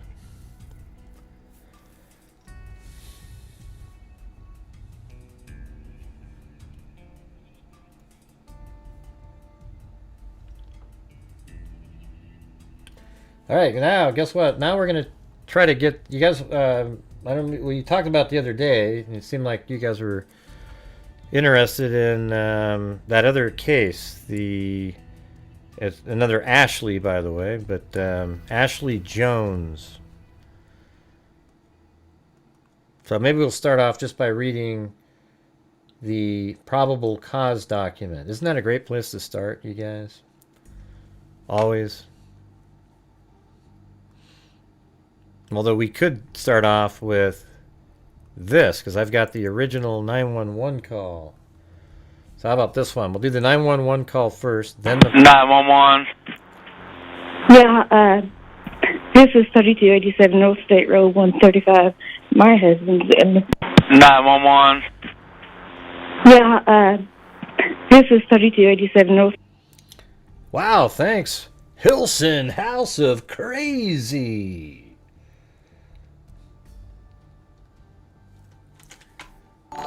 Here, I gotta get these other ones in there. Hold on. Whiskey Boots. Here, I can just play that. State Road 135. My husband's in our bedroom floor and he's non-responsive and I need ambulance at your leave. Okay, what's your address again? It's 3287 North State Road 135. Okay. How old is he? He is 52. He's 52. Okay. Alright, hold on 1 second for me, okay? Yeah. Is he breathing? No, he's not. Okay, hold on.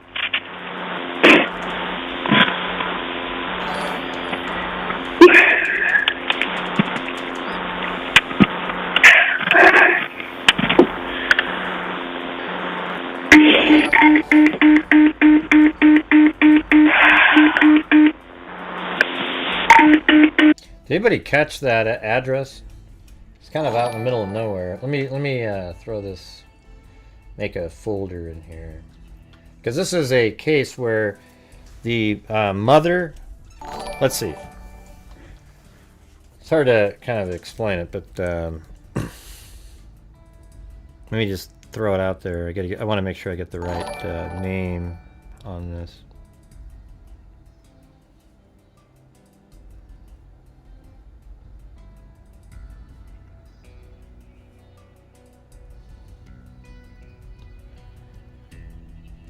Yeah, so this is right here. This guy right here, his name is Herb Peanut Allen, but just Herb Allen is his name, and that's his wife. So the wife conspired to with the daughter, I believe, to kill him with poison, probably to get life insurance, and he got killed. And the mother, she took her own life. And then the daughter has just pled guilty, I guess, and she's going to be serving 50 years in prison. That she got the maximum. And even though she was like, I think they said like conspiring, but then the sheriff, who I worked on another case with a long time ago, remember that the cabin that burnt down that had the sort of charred remains, and they were trying to identify those. He sent me like all of the files. I mean, like every one of them. So we get to see the stuff that they had. So you guys interested in You know, it might take a while. You know, it's not going to be one day. We'll just have to go through the whole thing. But I think it might be sort of interesting.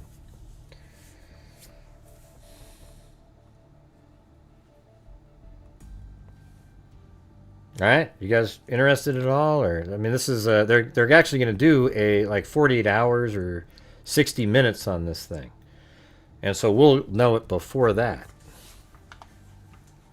So let me try to get this. Let me get a folder in here.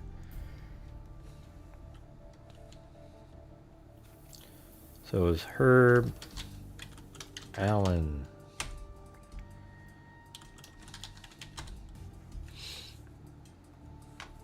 All right, let me. Hey, at least it was a good picture to have up on the screen for so long. Hilson House of Horrors. House of Crazy. Yeah, that's right. Hilson House of... Maybe it is House of Horrors sometimes. Yeah, I think you said the other night it's because you have a whole bunch of pets or something. Something about, like, got really nutty. I don't remember the actual reason now. Yeah, I think it should be pretty interesting. So, all right, we got the folder in here. So now I'm going to go back and get that address that she said. And I guess before we do that, we could look at this out of level here. Yeah, it's this one right here. So, poisonous plants and a root beer float inside an alleged mother-daughter plot to kill the mom's husband. An Indiana woman and her mother are accused of poisoning her mother's husband to gain access to his retirement money and savings before killing him with a tainted root beer float, authorities allege. I mean, that's insane. And this is Ashley Jones right here. This lady took her life before she could get arrested. And that's the guy they killed. It's insane. Alright. Let's just listen to the 911. I think in the probable cause it'll have an address. But if not, we'll have to go back and try to make out what they're saying. County units, Medic 1, Brownstown Fire. Need to respond 3287 North State Road 135, 3287 North State Road 135, 52-year-old male, unresponsive, not breathing. 3612, will be redirected.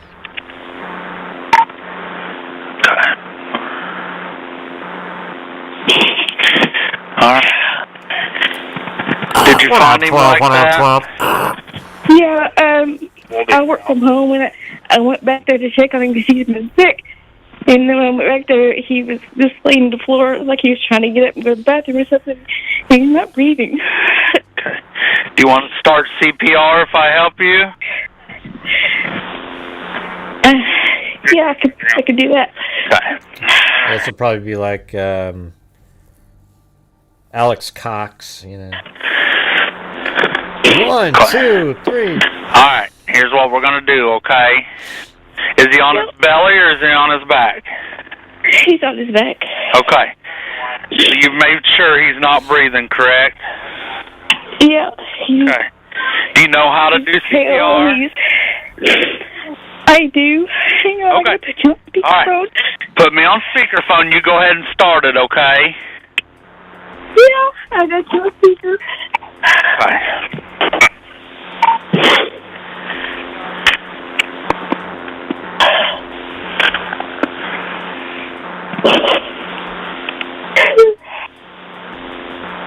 We'll have to come up the hill because most of the time they go past us when they go down to the neighbors.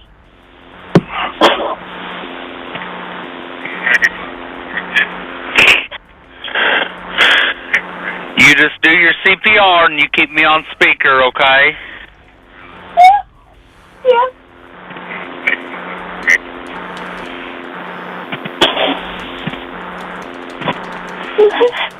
One, CPR's in progress. Okay.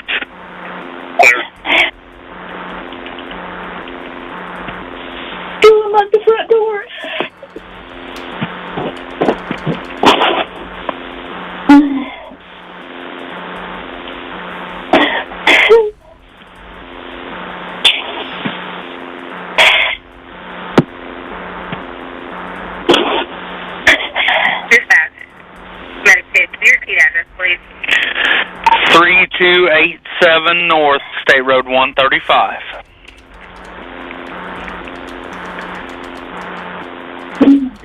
Nice, one more time. 3287 North State Road 135. It's in Freetown.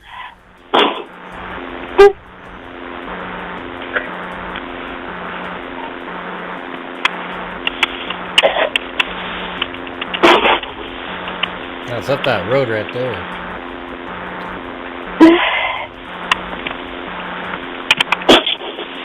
Maybe they own those too, like their barns or something.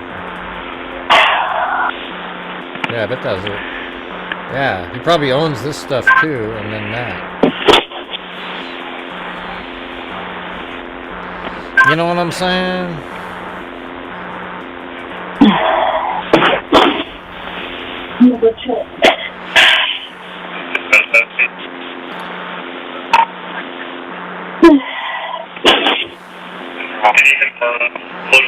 Okay, here's my challenge now. If you guys do 5 more, I'll donate 5 myself. All right, there you go. I'll donate 5. It costs me the same amount as you guys. I'm just saying. That's what I do as well. So if you guys do 5 more, I'll donate 5. We have a long driveway that's behind Baines. Are you out by you're behind Baines Logging? Yeah, or up on the hill. It looks like it's Baines, but you have to go up the. It's almost like a hidden drive. Okay. It's before you get to Baines. Okay.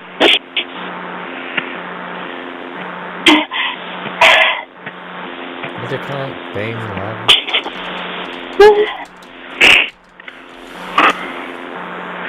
What's your husband's first name? Harold. Last name Allen? Yeah, he's a junior. Okay. What the heck? Okay. And what's your first name? Marcia. Thanks, Lisa Belson. Wow.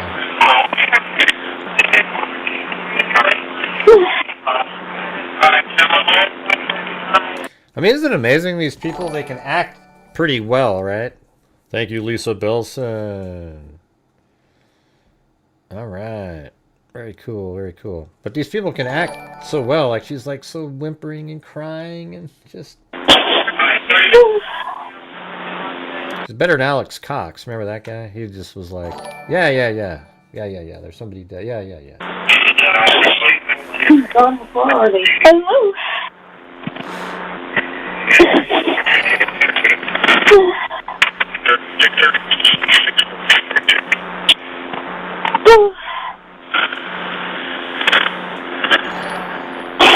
How many rounds have you been through? 3. I was doing it before I called you. What does that mean? Any signs of life? How many rounds? No, She forgot. How many rounds have you been doing? Yeah, now that I think about it, like this whole time, did it sound like she was doing CPR at all? She just kept whining. And then he's like, how many rounds? Now it's sort of, okay. Let's go back and listen to some of this again. Looks like it's going to be a long driveway. That's ridiculous. Are you out by you're behind Baines Logging? Yeah, or up on the hill. It looks like it's Baines, but you have to go up the. It's almost like a hidden drive. Okay. Yeah, it's hidden before drive. you get to Baines. Okay. So the hidden drive is right there.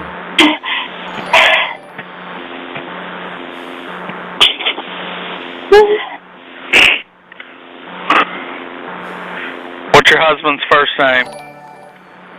Harold. Last name Allen? The mother, then. The wife. Yeah, he's a junior. Okay. And what's your first name? Marcia.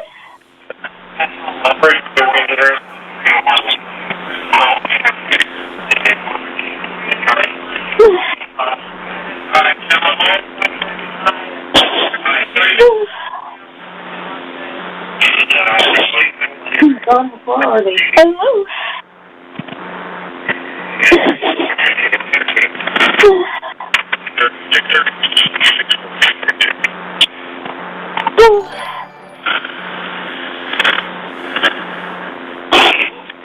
rounds have you been through? Three. I was doing it before I called you. Any signs of life? No, he's just laying here with his mouth open. Okay. And he's white. Is he cold to the touch? What? Is he cold or is he warm? He's a little bit of both. Okay. He's a little bit of both. Okay.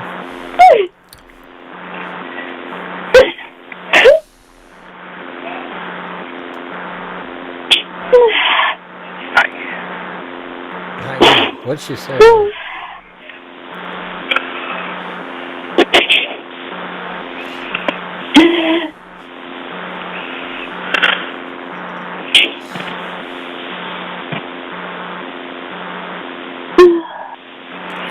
Now that's gonna make me fall asleep. That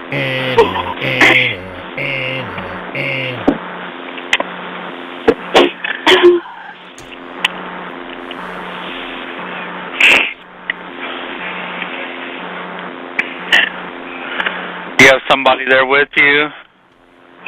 My daughter, both of my granddaughters are here. Okay.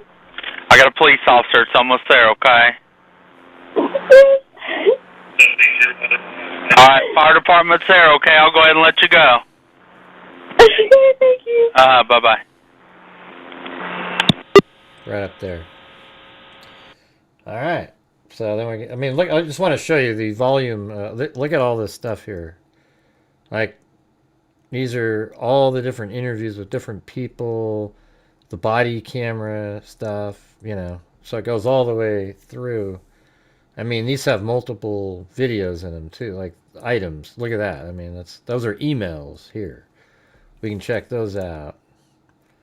So, I mean, I think it's kind of interesting to go through this because you never get this kind of information before a case happens. So, and you hardly ever get all this after, and we have it. So it'd be kind of cool just to see what they had. Okay. Yeah. So let's go with the probable cause now. And I don't know how long this will take, but well, this one's the original probable cause. And then there's another one that's more pages, so we'll have to do both of them in a row, okay? And then after we get all this done, then I think we could, you know, maybe tomorrow we'll start doing, you know, you go into the videos and the interviews and stuff. Because some of them are like 2 hours long and they're just grilling and, you know, I think it'll be interesting. I don't know when they're going to put it on. I don't remember which show it was that it was on. Or it's going to be on.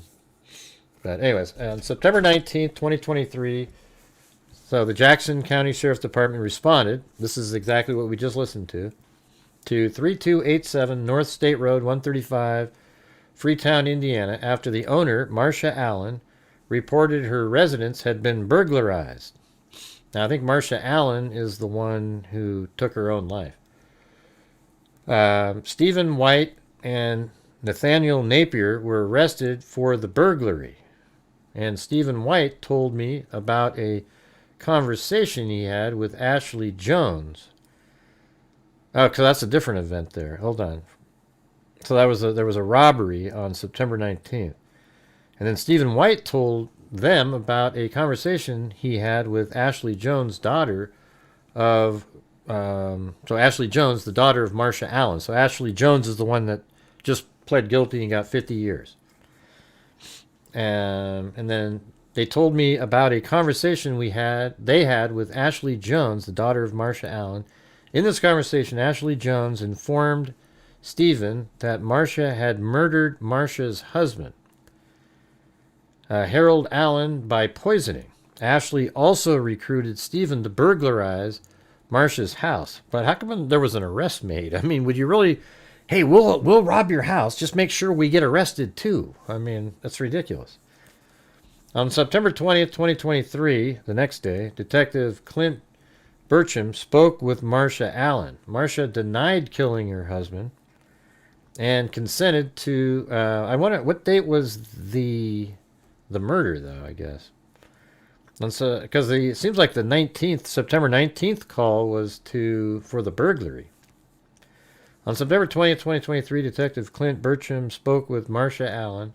Marcia denied killing her husband and consented to a download of her phone. In Marcia's cell phone, there were many text messages beginning in November 2022 between Marcia and Ashley in which the two discussed poisoning Harold. Ashley was living... That was in November 2022. Okay. So Ashley was living with Marcia at 3287 North State Road 135, Freetown, Indiana, until sometime after Harold died on December 20th, 2022. So he died... Okay, so that's like a year prior. So that case was December 20th, 2022, and it was September 19th, 2023 when the fake robbery happened. All right? Do you think I should be... Maybe I should be taking notes on this stuff. You know, because then it's like you don't have to worry about remembering it again. Hold on. Or I wonder if in here, can't I... Let's see. Edit PDF. No, not that one. Menu. All tools. It seems like there was... right there. Okay.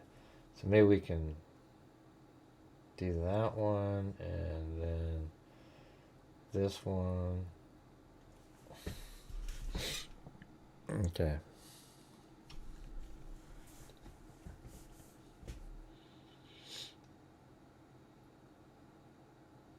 Now they continue by the time arms. Yeah. In one of the text messages, Marcia tells Ashley that Martha needs foxglove seeds. Foxglove is an ornamental plant with vivid flowers. All parts of the plant are toxic, and death can result from ingestion.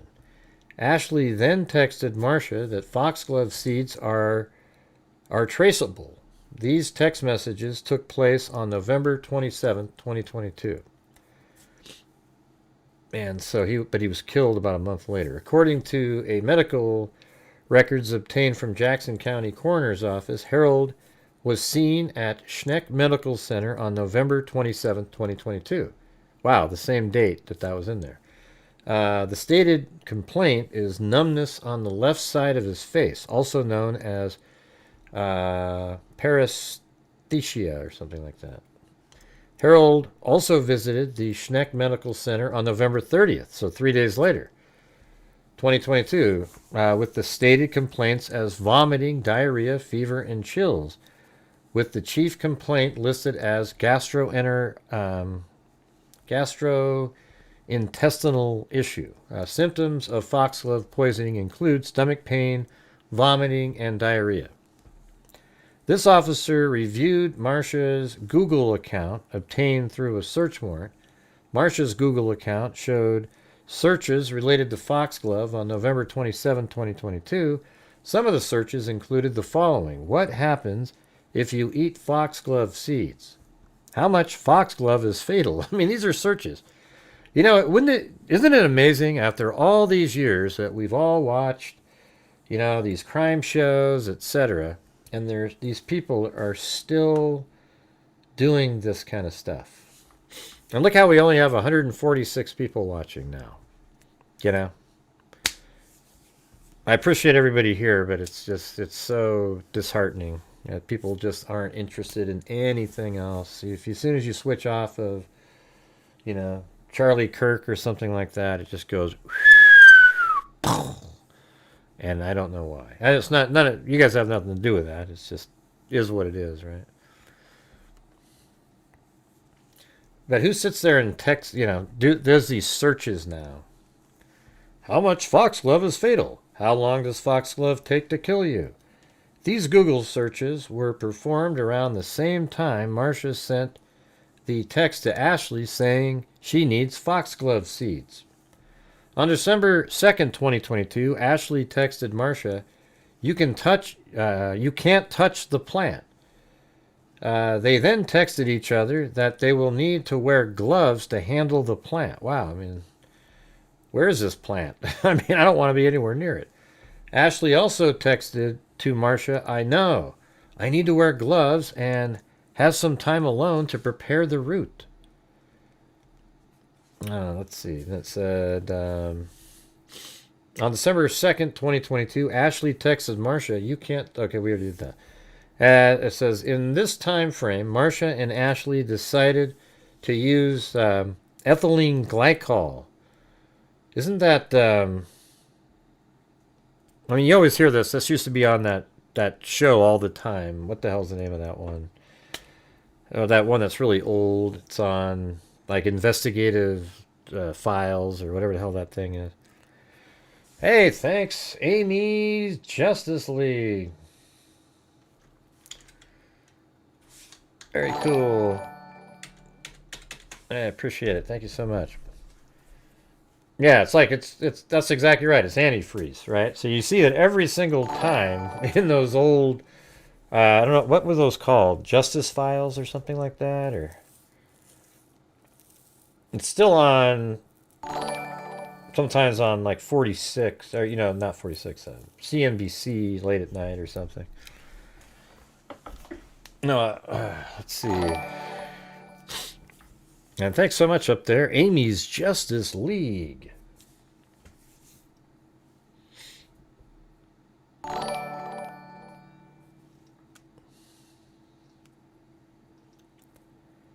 Very cool. Yeah, antifreeze. Let's see. On December 2nd, 2022, Ashley texted Marcia, you can't touch that plant. They then texted each other that they will need to wear gloves to handle the plant. Ashley also texted to Marcia, I know. I need to wear gloves and have some time alone to prepare the route. In the same time frame, Marcia and Ashley decided to use ethylene glycol to poison and kill Harold Allen. Because they probably like, well, shit, we don't want to, if we touch it, we might die ourselves. The roots, but hey, let's use this one. Ethylene glycol is a colorless, odorless, sweet-tasting compound used in consumer products, including antifreeze. Ingestion of the ethylene glycol can result in death in humans. Detective J.L. McElfresh, I mean, that's crazy, right? So it's odorless, colorless, and then it has a sweet taste. So if you combined it with something that's sort of sweet tasting, you wouldn't know. Detective J.L. McElfresh found I've never heard that name in my life, McElfresh, found a December 13th, 2022 order for ethylene glycol that was made to Chemboys LLC. The order has the billing to Lynn Allen and the address to 3287 SR 135 Freetown, Indiana. That's exactly their house. And then the zip code. And the shipping is to the same. Marcia's middle name is Lynn. The order also has a phone number listed, and the phone number is the same number. I mean, look how stupid these people are. You order ethylene glycol and have it shipped to your home. Wouldn't you go to a place and buy it with cash or something? Or I don't know. It's just wild. The item ordered is ethylene glycol, highly pure EG05 gallon, and the cost was $31.99. Notes attached to the order. Notes contain tracking number. That has a tracking number. Ashley sent the same tracking number via text to Marcia on December 14th, 2022. In text messages between Ashley and Marcia's the one that took her life, the wife. Following the date of the order, Ashley and Marcia discuss when the order will arrive. On December 19th, 2022, Ashley sends Marcia a message saying, "The mail is here." Marcia loved the image, which means that she responded to Ashley's text with a heart emoji. Later on December 19th, 2022, Marcia sends a text to Ashley telling her he's sick. All in for root beer floats. He's all in. Okay, no, that's sorry. It doesn't say that. The sick is like they spelled it wrong. It says there's no apostrophe. It says, he's all in for root beer floats. In another text message, Ashley tells Marcia that she will tell the kids that what they are doing tonight, that's what they're doing for tonight, is root beer floats. So in another text, Ashley tells Marcia that she will tell the kids that what they are doing tonight for dessert, root beer floats. Marcia also sends a picture of a root beer to Ashley. Ashley and Marcia also discuss through text message the size of the cans of root beer. On December 20th, 2022, at what I believe is 7:55 a.m., Marcia sends a text message asking Ashley to come here please on December 20th, 2022 at 1:59 p.m. The Jackson County Sheriff's Department received a report of an unconscious person from 3287 North SR 135 Freetown, or State Road 135 Freetown, Indiana. Based upon Ashley Jones' statement to police, it is believed that Harold Jones was dead before the emergency call was placed. Yeah. What was that thing again? What loop are you on, or what was the term? She wasn't doing a damn thing. He's a little bit of both. He's cold and he's warm. Deputies with the Sheriff Department, along with other first responders, responded. Harold Allen Jr. was pronounced dead. At the time of Harold's death, no foul play was suspected. After reviewing these text messages and the order for ethylene glycol, officers obtained and executed a search warrant to seize electronic devices on October 16, 2023. Wow, that took a while, man. At Marcia's residence at 3287 North State Road 135, Freetown, Indiana. While other officers executed the search warrant, Marcia came to the Jackson County Sheriff's Department with Detective Clint Burcham, and we interviewed her. Marcia denied killing Harold, and Detective Burcham transported Marcia back to her residence. Later, on October 16th, hey, my birthday, all right. Oh, by the way, let's see. I just remembered. It's Jenny Penny. I don't know if you're out there, but 867-5309. It's her birthday today, so we're going to have to go get Mary Lou real quick. Where the hell is Mary Lou? All right, but it's 867-5309's birthday. All right. So where is that? I'm right here, Greg. Well, you got to sing happy birthday for 867-5309. Isn't that Jenny? Well, yeah, but she goes by 867-5309. You can call her whatever the hell you want. Okay, I'll do it. Happy birthday to Jenny Penny 867-5309. What do you mean 866? Yeah, it is 867-5309. Yeah, just let me finish. Happy birthday to Jenny Penny 867-5309. Happy birthday, dear Jenny Penny 867-5309. Happy birthday to you.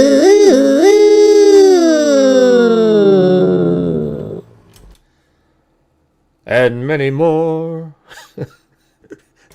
Hey, thanks, Gray. Yeah, that was god awful, Mary Lou. I gotta tell you. Gosh, Gray, thanks so much. I don't know where the hell she is, but I'll text her and say. Let's see, where is she?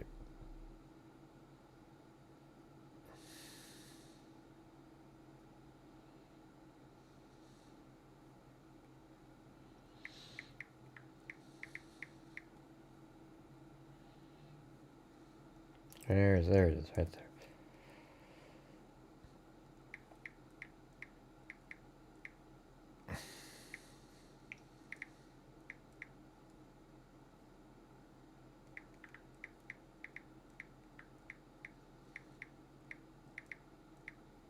All right, there we go.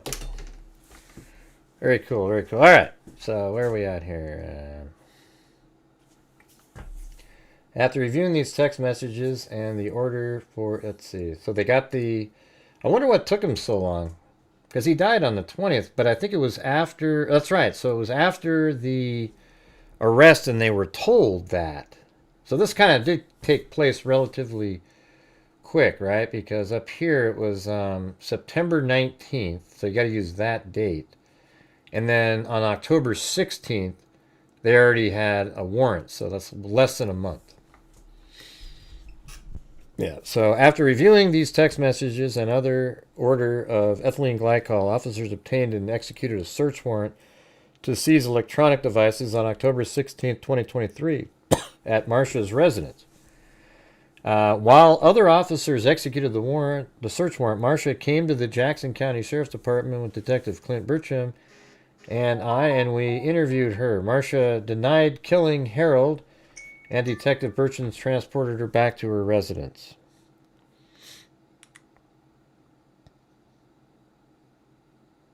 Okay, she's gonna come and go listen to it. It was just like if you're right here right now, it was about 4 minutes ago. Yeah.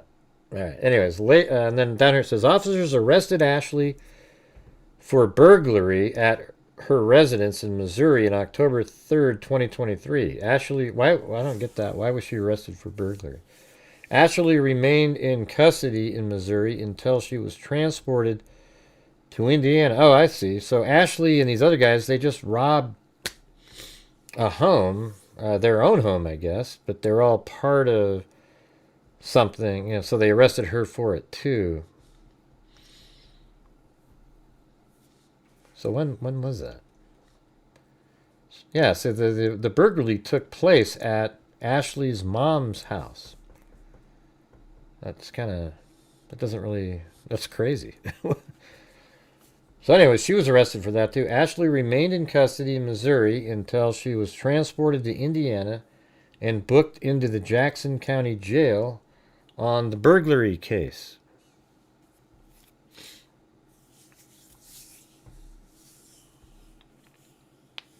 In the evening hours of October 16, 2023. On October 17, 2023, Detective Clint Burcham and I interviewed Ashley. During the interview, Ashley told us that Marcia put the root of the foxglove into the chili and a brownie. Ashley advised the foxglove was ordered by either her or Marcia, but Ashley couldn't remember which one of them ordered it. Ashley advised that, how would you not remember that? Ashley advised the foxglove was ordered through an online company called Etsy. Jeez. Ashley also stated neither she nor Marcia had an Etsy account, so the foxglove was ordered using a guest login. Ashley also advised she had ordered the ethylene glycol, but claimed it was Marcia who put it in the root beer float. I mean, poor guy, man. This guy was just probably felt like crap, sick as hell. Kind of there's a whole bunch of cases that it's similar to. You know, the one that just popped into my head, though, was the same movie director.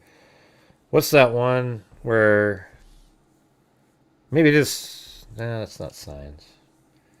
What's the one where Bruce Willis, he's dead, I see dead people, that one? Remember that one part of the story where that girl was in her house and her mom was poisoning her daily? And she's just sicker and sicker. And it was recorded. And then, as a ghost, what was the name of that movie? I don't know why that's not popping into my head. Yeah, Sixth Sense. There you go. Thanks, Juju Bean. And here we go. We can count on about 9 more of them. Thanks, Aslovin. Ashley also stated neither she nor Marcia had an Etsy account. Yep, okay, so then at 7:55 a.m., text messages where Marcia asked Ashley to come here. Ashley said that Marcia told her that Harold acted drunk and loopy. 5 hours passed before Marcia called an ambulance, by which time Harold was deceased. Officers obtained a search warrant for Stephen White's phone. In July 2023, text messages between Ashley Jones and Stephen White, they discussed their plan to burglarize Marsha Allen's residence. I wonder if that was for insurance again. And it says, Ashley wrote, like laughing, yeah, she ain't gonna be able to do shit. She wouldn't even have succeeded with this last thing without me. I planned it all. Oh, man. She was gonna use insulin like 1983. Oh, it's not traced. Oh, man. So this girl, now she's like, well, let's just rob my mom's house. She can't say anything. Yeah, not usually, and not years ago, but 2022, yeah. It is, and he was diabetic. Like, come on. So something else was hatched, and we both know that biatch wasn't the one planning, etc. She just effed up it all up, made it less lucrative, wouldn't even make it go get a will. She couldn't get into a dead man's phone without me to get all his retirements and savings, and had hidden.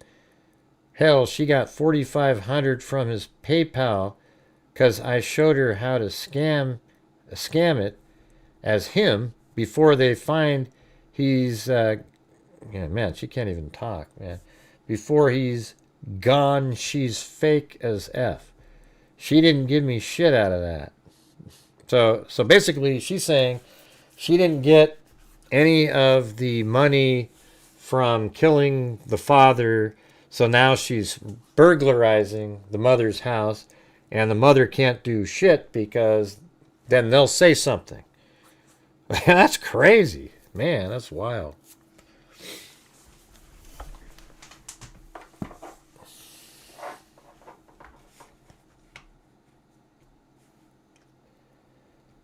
Alright, so there's that one. And then there was like another. Where the hell is it? But yeah, if you guys are still here, if you guys want to help support the channel still, that'd be great. Whatever happens, happens. But I appreciate you guys' generosity. Let's see. Is that her? Did she see it?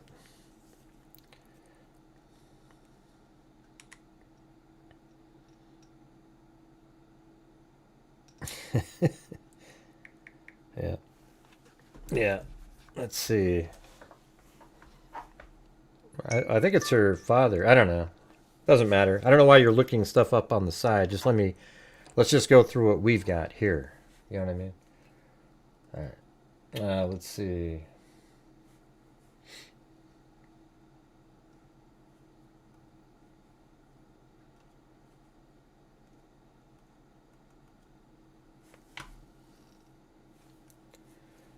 All right, let's see. And this is the guy right here, Adam Nicholson. He's the sheriff that he even came on the show one time regarding the other case. Let's see. A warrant was issued and served on Apple Inc. on July 16, 2024 for the contents of the email address on July 30th, 2024, Apple Inc. And that email was Mal's Sloop up here. This email address is the email associated with the December 13th, 2022 order of ethylene glycol. So then they put out a warrant with Apple. And that says, let's see. And it says, according to Apple's response to the search warrant, includes details of both email accounts. During the investigation, I have been able to determine on multiple occasions that Ashley Jones is the owner of Topaz Moonchild. The ethylene glycol was ordered through the Topaz Moonchild 1793 iCloud email, but the Hide My Email feature was used, and the Mouth Sloop iCloud was issued as a mask email for the order. Huh. Let's see, what's that saying again? But the hide my email feature was used. Wow, interesting. The following information about the hide my email was obtained directly from Apple. What is hide my email? Hide my email lets you create a unique random email address to use with apps, websites, and more so your personal email can stay private. It's built in to sign in with Apple and iCloud Plus. Hide My Email is a service that lets you keep your personal email address private, whether you're creating a new account with an app, signing up for the newsletter online, making a purchase with an Apple Pay. I didn't know that Apple did that.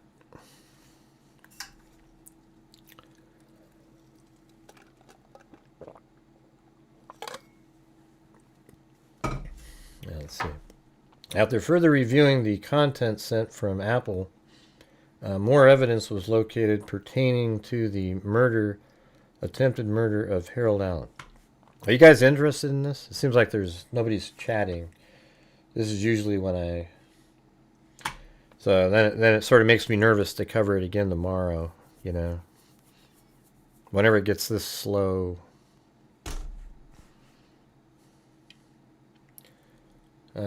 on September 14, 2022 at 11:04 a.m., the Topaz Moonchild account received an email from eBay confirming an order for Pong dried seed Cerbera adullam natural home garden.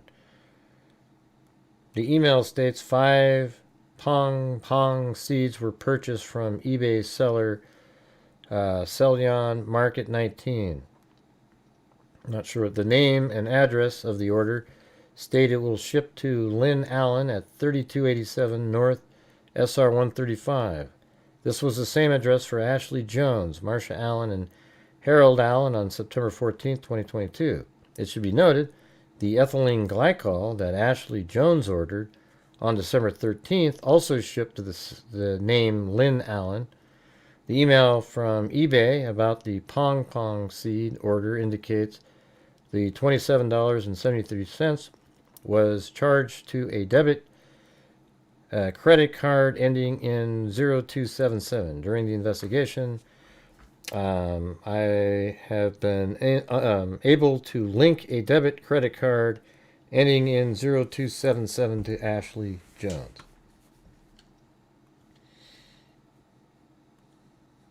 All right, I'm going to try to throw this up here and see what happens.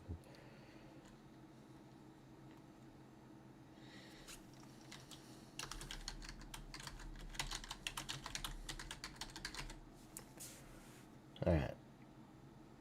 We're making a miniature goal. This is what YouTube said to do. All right, there it is up there. Real small one. And it'll be like, we're going to be covering it tomorrow. That's what this is about.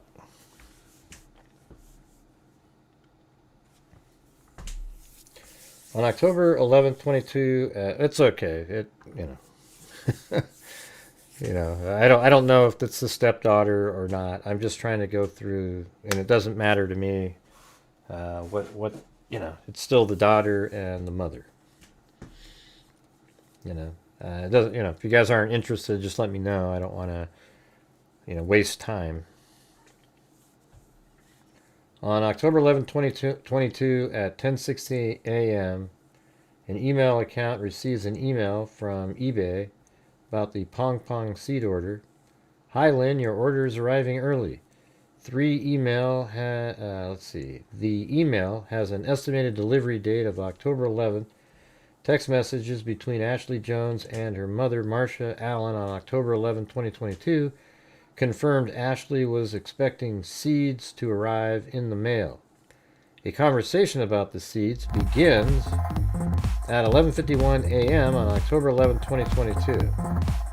Hey, thanks, Sandy Shirley. All right, 4 more of those. And that's for tomorrow. Ashley said to Marcia, seeds to Comey today. Seeds come today. She just put a capital M. today in the mail. Yay, Marcia said.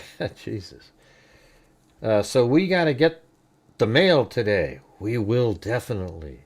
Later on October 11, 2022 at 12:26 p.m., the Topaz Moonchild 1793 iCloud email account received another email from eBay about the delivery of the Pong Pong dried seed. The email says, "Hi, Lynn, your order has arrived."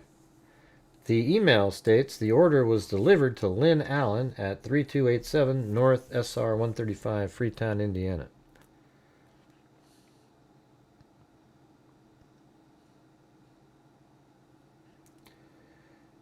All right, and then it says, the detective division and I have researched Pong Pong seeds. We have gathered information from reputable online sources, including the National Institute of Health, the University of California, San Francisco, Fresno, and Boise State University.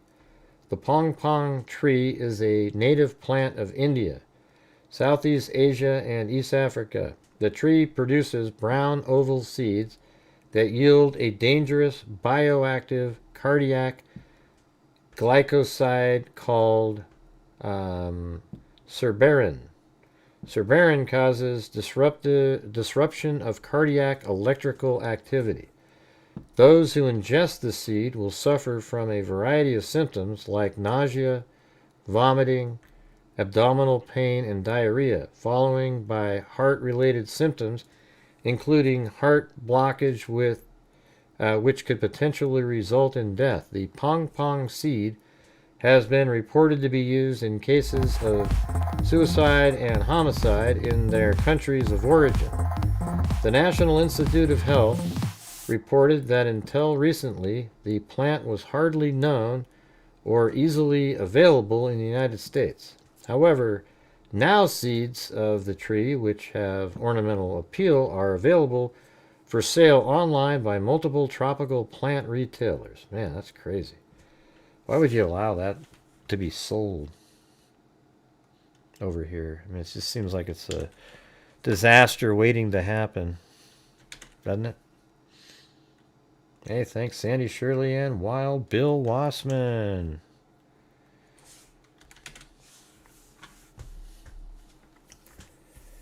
The National Institute of Health added that most cases are suicidal, but there are concerns about the potential use as a homicidal agent, as the bitter taste of seeds can be masked with spices and may be added to food. Sources also state that the oil of the seeds has a pleasant nut-like odor. Jeez. That's crazy. Hey, thanks Lisa Valenzuela and Lisa Belson. All right. Hey, man, we're almost one away. And then, let's see. During the time frame, Ashley sends Marcia photos of the marijuana plants to show their progress. Text between Ashley and Marcia on October 11, 2022 suggests that marijuana plants were 4 weeks old and should be ready by the end of November or beginning of December. Ashley indicates in a message that the marijuana plants will be right on time. Ashley and Marcia then agree they're already be settled. They agree they are all ready to be settled. Ashley then texted, "It's coming though." Marcia agrees, replying, "Yes, it is." Ashley then texted the drama before the chill and peace. Marcia replied to Ashley with, "Yes, it's always like that." During the time frame, there are messages between Ashley and Marcia about a potential business involving the marijuana grow. On October 28, 2022, Marcia messaged Ashley, he doesn't want to work anymore.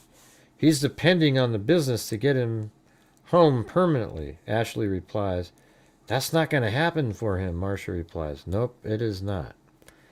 On November 7, 2022, Ashley and Marcia have text conversation discussing the possibility of Harold getting fired from his place of employment. Marcia messages, "We have to get everything settled before he gets fired," Ashley replies. What? What did he say?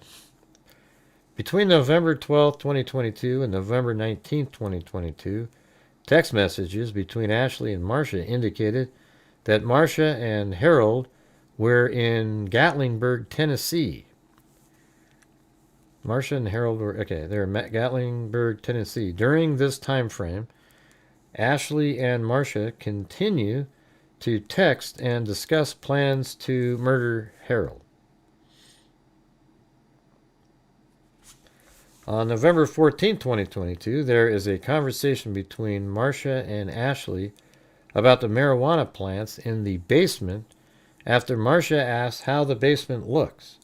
Ashley replies, "Good, but it won't get finished again.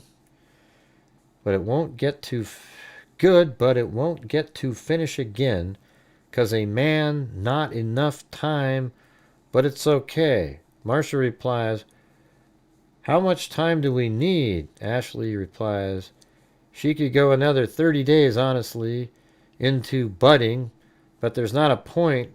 He told you last week, and for months they want to fire him." Ashley replies again, "You don't have the 30. Honestly, I think Ashley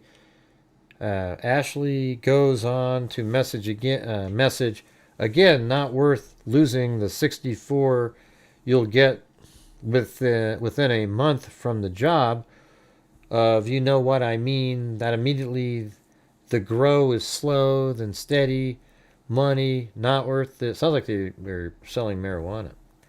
And not worth the trade. We can go back and do this again when settled on, and no one will know. Ashley messages again, "That's always going to be there, you know. People always want it.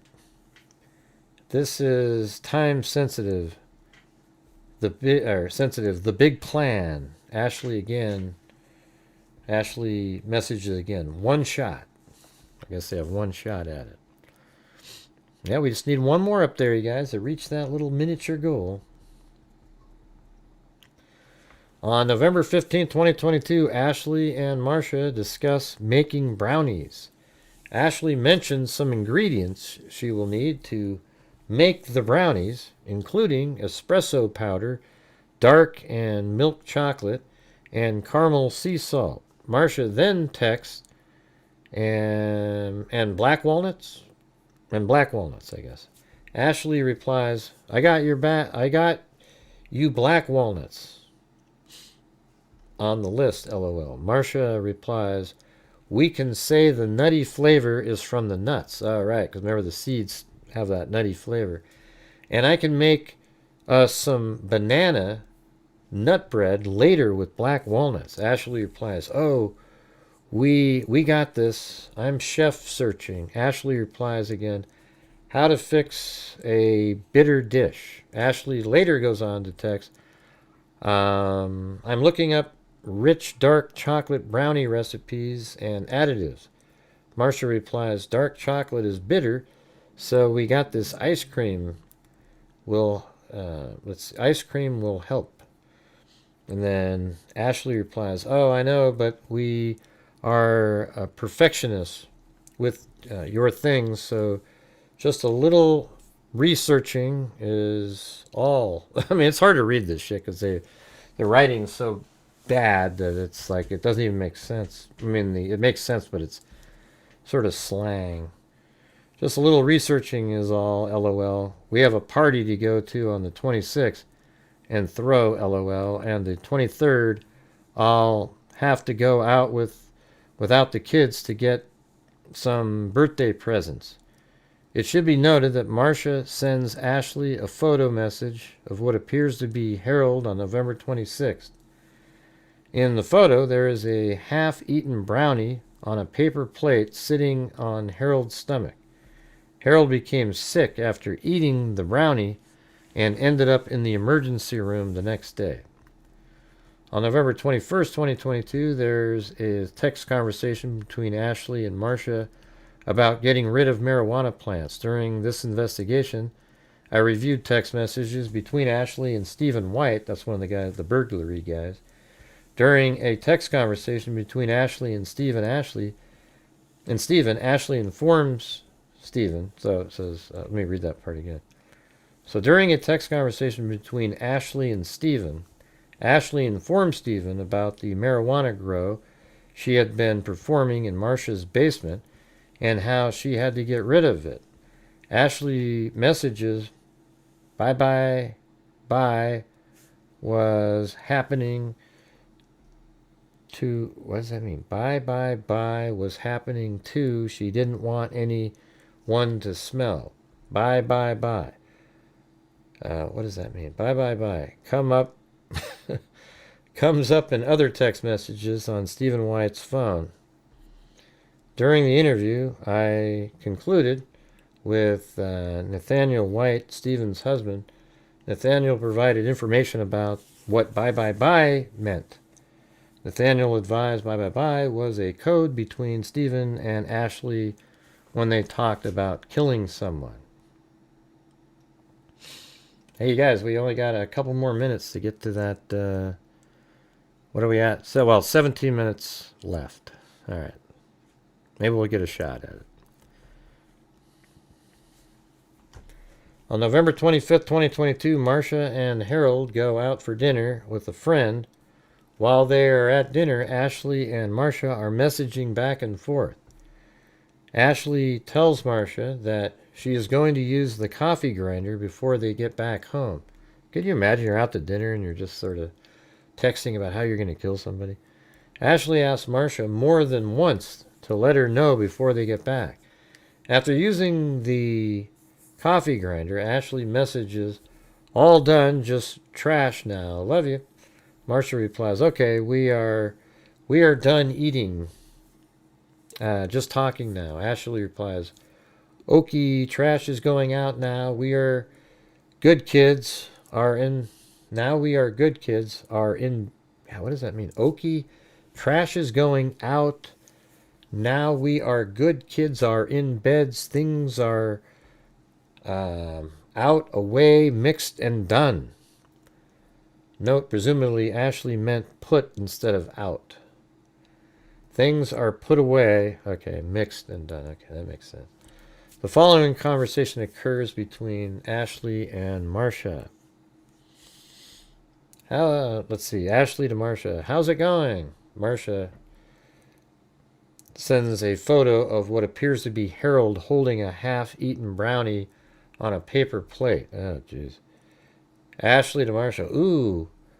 Let me know when it's gone. LOL. Marcia says, he ate almost all. Ashley then says, it was large but good. Marcia to Ashley. I think he ate most of it, don't you? Ashley said, I think so. Then Marcia said, he's sleep snoring. Then Ashley says, for real, LMO. Then Marcia said, LOL, he's on the toilet. Marcia pooping and moaning some. I mean, what a bunch of monsters these people are.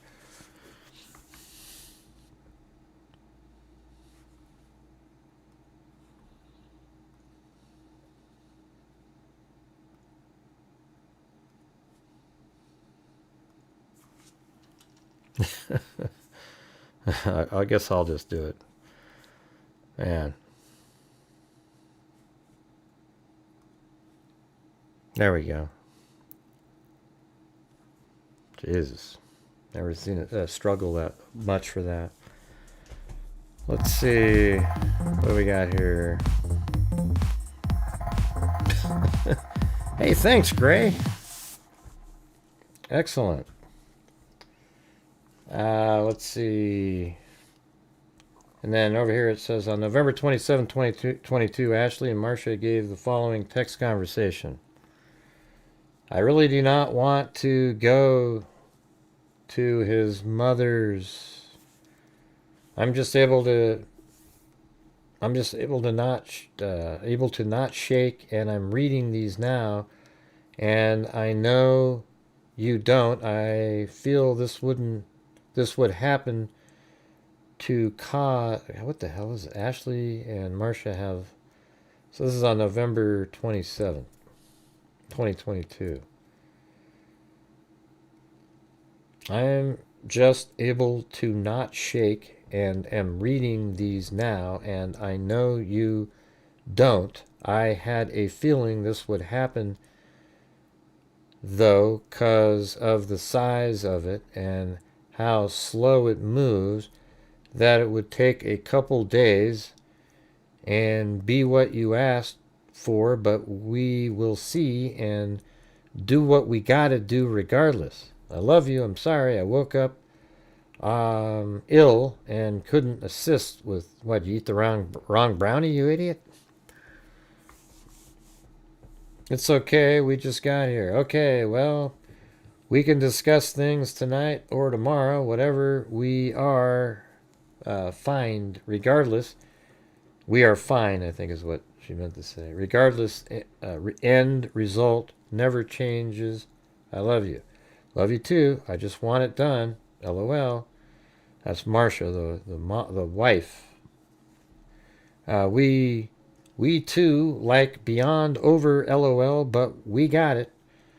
Like, what's taking so long? He's off balance. Said he had trouble getting out of the car. The wait takes, let's see, the wait, it takes 12 hours. They spelled weight like, you know, poundage. For a woman of 180 to feel anything, you do the math. It's slow. And previously, thank you, was only 120. So it's the weight. So, oh, maybe that's right. Maybe they did mean the weight, like his size is making it take so long. And previously, it was 120. Okay, so so it's the weight. So it's going to take a while. 48 max. We will know. Also, he's high still. I gave him a lot of weeded butter. You don't know what he has because of that. Could be nausea happening and everything.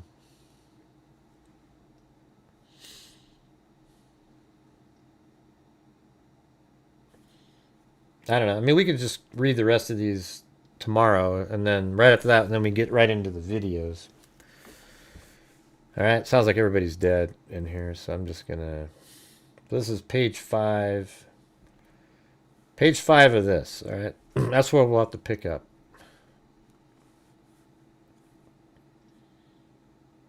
This is the supplemental. All right. And then after that, we got a whole bunch of like videos and things to watch. All right.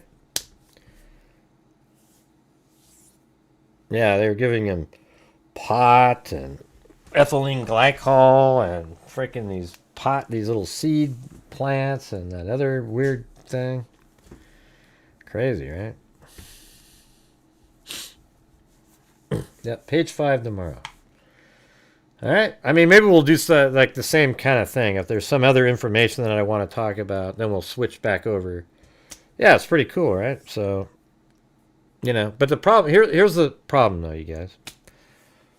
You know, like whenever we do the shows where there's videos and I'm reading, it gets, you know,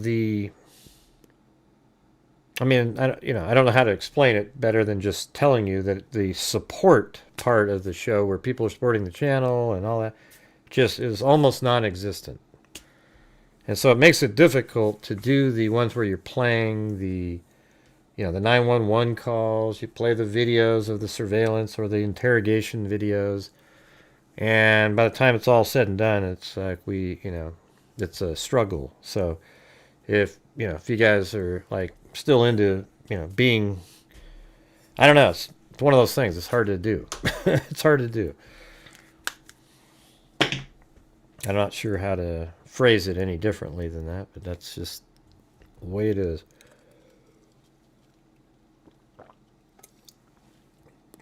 Why do you guys think that is, by the way? That's something I've asked in here a million times.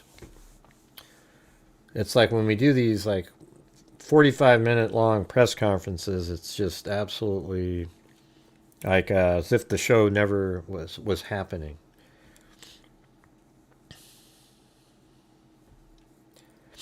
I don't have a troll letter to play.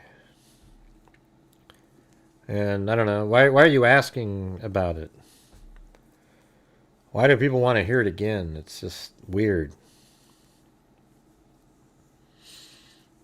Yeah, I think it's cool. But no, but that's the question I'm asking is when we're doing those things, when we're playing, it just seems like it dies down. It makes it really hard to get to the goal, is what I'm trying to say.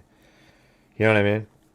So whenever you play like the interrogations or the press conferences and all that kind of stuff, it just dies down. It seems like when I do the show and I'm talking, people are more interested, But whenever I'm playing a video or something, it's not like that. Hey, thank you, at Chris O'Connell. And so if you guys could tell me what I need to, if there's something I'm not doing when we're doing that, maybe I can fix that and make it, I don't think you guys know what I'm talking about. Now, what did you belly laugh at? The letter?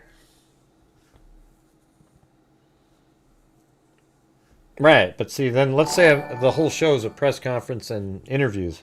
How does the channel make it? That's what I'm trying to say. It's tough.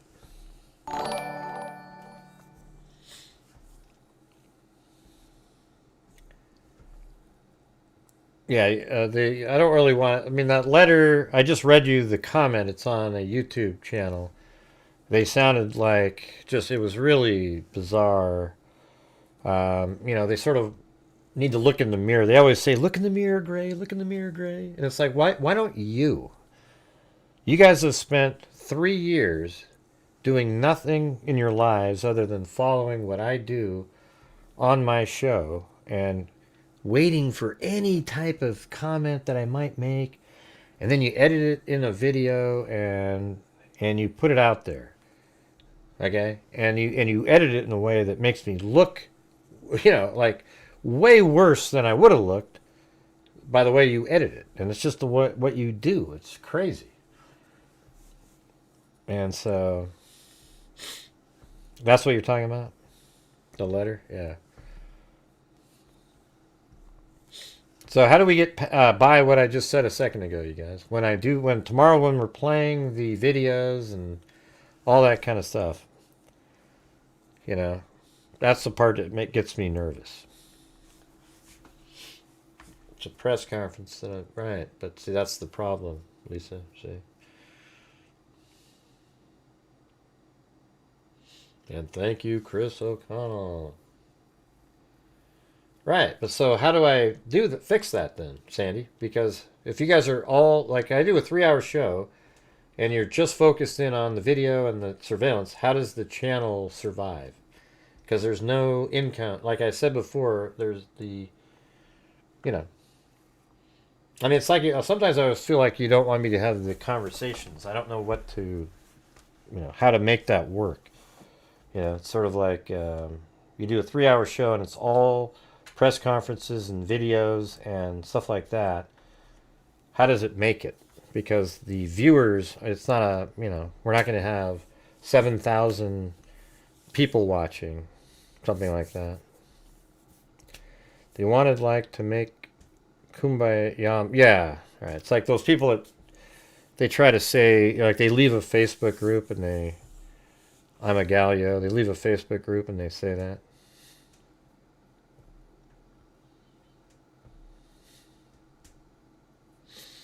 Right, so maybe I'm going to have to do it more like that. We'll play something, then talk for a while, do something else, and then get back to a video or... See what I'm saying? Right, but like these folders that I have here, look at this. I mean, these are awesome files. Let me just show you what we have here. For example, here's one right here. Okay. I should just have a seat right there in that corner if you would. And he just...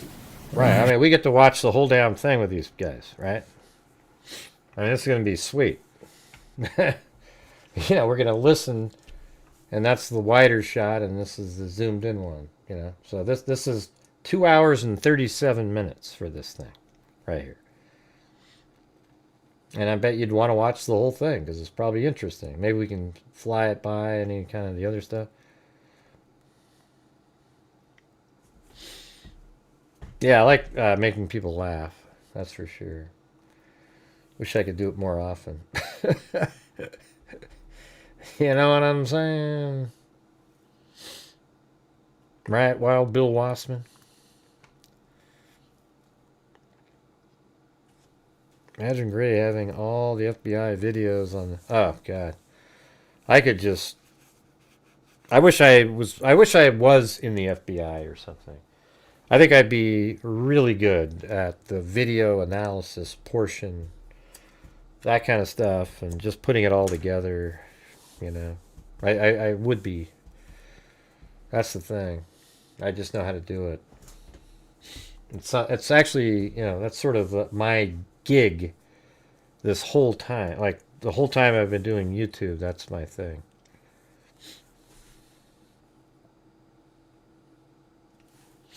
Hey, let's do the spin. All right, here we go.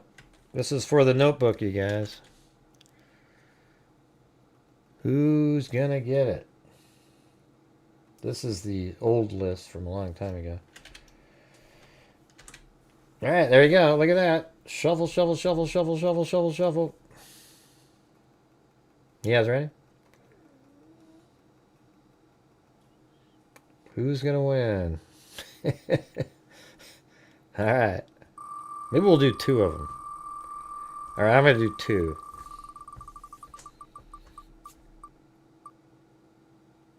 Oh, look at that. Christine won. All right.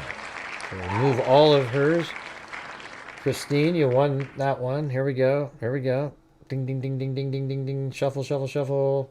And then right here. And it's coming around. Lisa Valenzuela, Wild Bill Wassman, and Owen Aslovin. There we go. You almost got it there. Very cool. And also, let's see. All right. Do you guys like having that in there? At least there's something at the end to get a shot at. So you have to send me an email with your address in there. Maybe Wild Bill, you could send me yours too. You're always doing these challenges and everything. And Lisa Belson, if you want to. Everybody else I've sent stuff to, most of them. In the past. I don't know about recently. But here, yeah, my email is right over here.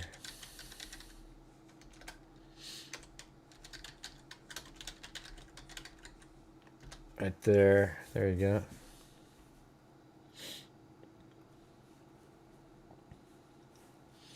Or you can just, if you win, I'm sure you'll win one of these times. Yeah, that's right. You too, Bruce Holdaway. Go ahead. That's right, Bruce Holdaway. All right, let's see. What happened? No, that's over here. And Bruce, your email. Okay. You guys are crazy. All right, here we go. Let's see. We got I'm a Gal Yo, gifted 5. Then Alley Cake. Then I'll tell you what. I'll read that email again, that message again after I do this. Alley Cake, Christine, then John Wolf, then allegedly Lisa gifted 5, then Whiskey Boots, then Wild Bill Wassman gifted 1, and then Alley Cake, then Sandy Shirley, then Wild Bill Wassman, then Cheryline Bad Juju, then Christine, Joe Burnt, then Alley Cake, Christine again with 5 gifted memberships. Then Whiskey Boots. Then Wild Bill Wassman gifted 5. I think that was his challenge there. Then Bad Juju, new member. Then I'm a Gal, yo, gifted 1. And then Christine Benner Month, seems longer. Aaron Sayers. Then KMTX. And then I'm a Gal, yo, gifted 1. Then Alley Cake gifted 1. And then As Lovin' gifted 1. Then Wild Bill Wassman gifted 1. And then Whiskey Boots gifted 1. And then I'm a Galio gifted 1, and then Hilson House of Crazy gifted 10, and then Lisa Belson gifted 10 right after that, and then I gifted 5, and then Amy's Justice League gifted 5, then Sandy Shirley, and then Wild Bill Wassman, and then Lisa V, Lisa Belson, and then I donated 5 to get to the goal because we weren't getting there, but then Chris O'Connell gifted 5, which would have got there. Would have been 1 extra for the goal and then 4 gifted membership. So there you go. All right. Let me see if I can find that again. I think it just shows you their mindset. They're just these people that are just I don't know. It's creepy if you ask me. Oh, there it is. There it is, right there.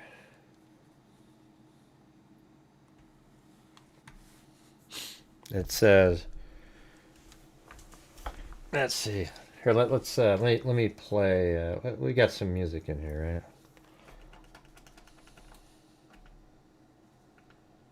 right? We just take 2 strikes on the channel courtesy of Grant Hughes of Grant Hughes Investigates. I think it almost needs to be like a sad, you know. Here, let me see. Where's a better one? Where's a better one here? Let's see.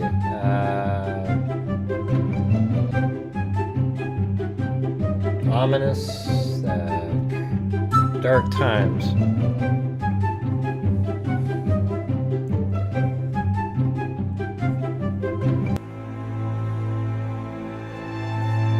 We've just taken 2 strikes on the channel, courtesy of Grant Hughes.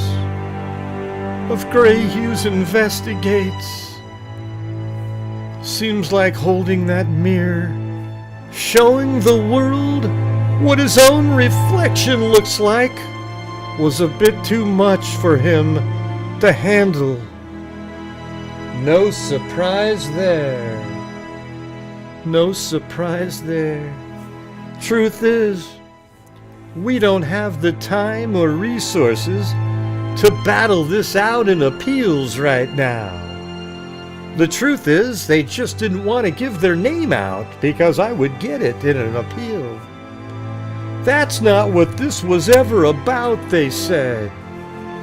All we wanted was to build a space where the voices he tried to bury could finally breathe, question, and be heard without fear. A corner of the internet for the silence to speak up. If you're feeling this too, come join this conversation. It's where we're keeping the fire alive, sharing stories, calling out the grift, and supporting each other, holding each other, hugging each other. It doesn't say that. Seriously, you all mean the world to us. Your energy and your solidarity keep this going stronger than any strike could knock it down. Grateful beyond words. Let's keep reflecting the truth, everybody. What's one bad actor moment that's stuck with you lately? Drop it below or in the sub. Let's unpack it. Ah! Jesus, you gotta be kidding me. That just shows you right there. I actually forwarded that to YouTube. And I said, you look at this is stalker, psychopath behavior here. And I, sent it along with reports, because every video they make is basically harassing and bullying, and they actually get people to go to every show that I ever show up to.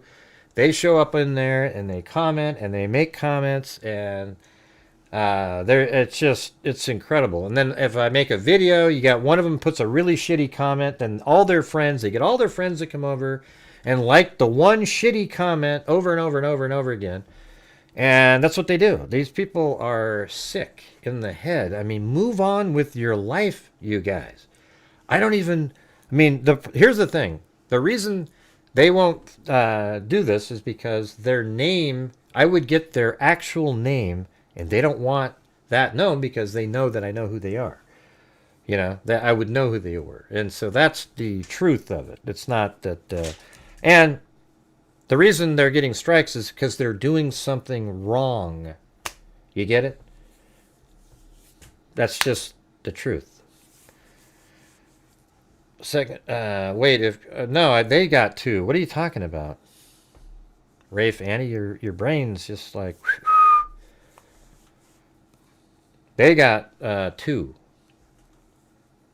And so what they're trying to do is before they're trying to move everybody over. If you like what we do, how ludicrous is that one part, where our voices can be heard.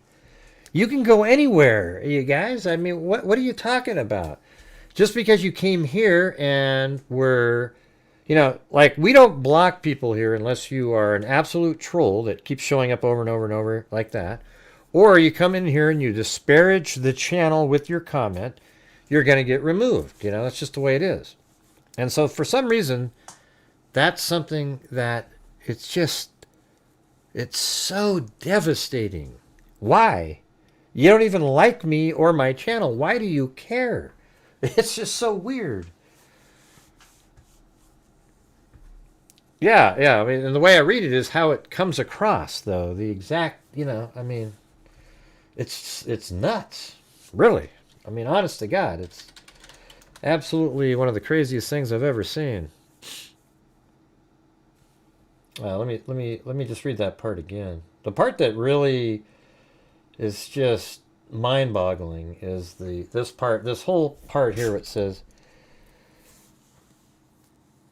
"That's not what this was ever about. All we wanted was to build a space." All the little buzz sort of, trigger warning terms. Build a space where the voices he's tried to bury. What voices have I tried to bury here? You can go talk wherever the hell you want to go talk. If I'm covering something and you're causing problems and you're saying stuff that isn't true, you probably won't last here.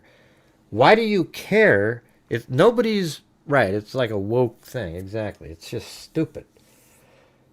And then it says, and then it's where we're keeping the fire alive.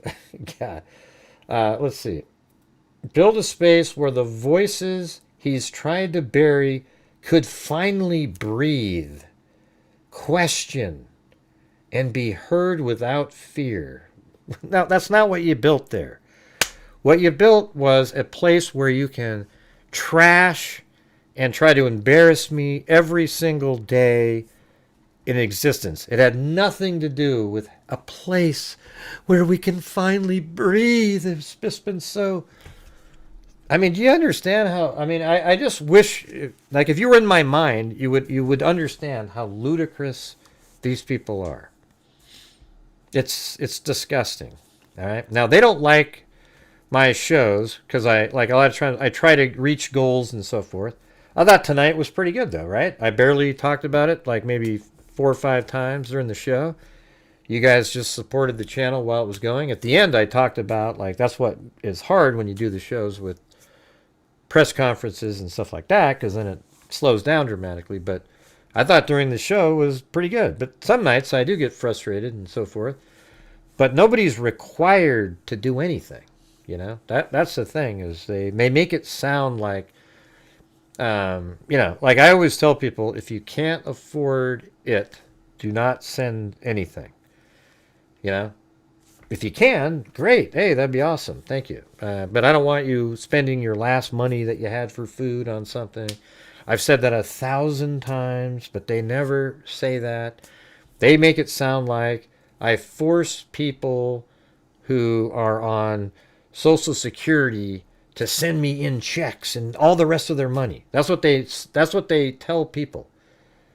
And they're sick people. I've never said that, and I actually discourage people from doing that. And I don't want you to do that. I want you to, you know, make sure that you're fine first.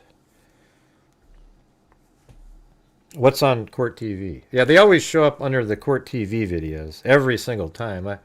I haven't even looked at this one, but I guarantee you there's probably 20, 30 comments under there that are, they just do it. They're like a little, a bullying crew who goes around, and no matter where I go, one of them pops up, and then they tell the other ones, and then within 5 minutes, you guys have, some of you have witnessed this before, right? Where you've actually shown up and seen me commenting, and all of a sudden I get attacked from all angles, never ending, just never stops, and then I end up just leaving.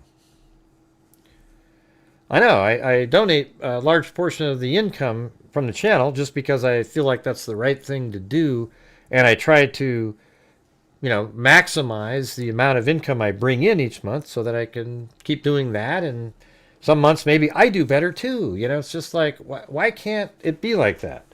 It's just bizarre to me. You know, I guess the thing that's frustrating is that, you know, when you only get like 150 people on, I mean, I've actually went and looked at these other channels out there, and they're all having a similar problem right now. You know, channels that would always get 20, 30,000 views a video, they're getting 4 or 5. And, you know, I don't know what's going on. It just might be a lull in the true crime world at this point. But I'm really grateful for all of you guys that are watching and showing up here and have the, you know, the ones that even can help support the channel too. That's really cool, because without you guys, I mean, today would have been a $1 day. You know, that's the truth. I mean, there was no video that I put out. The video from yesterday is already no views anymore on it, you know. By the way, when we were going to go check that, right? Like, I was going to show you what the income on that one video was. I don't know if it's in there. Let's see.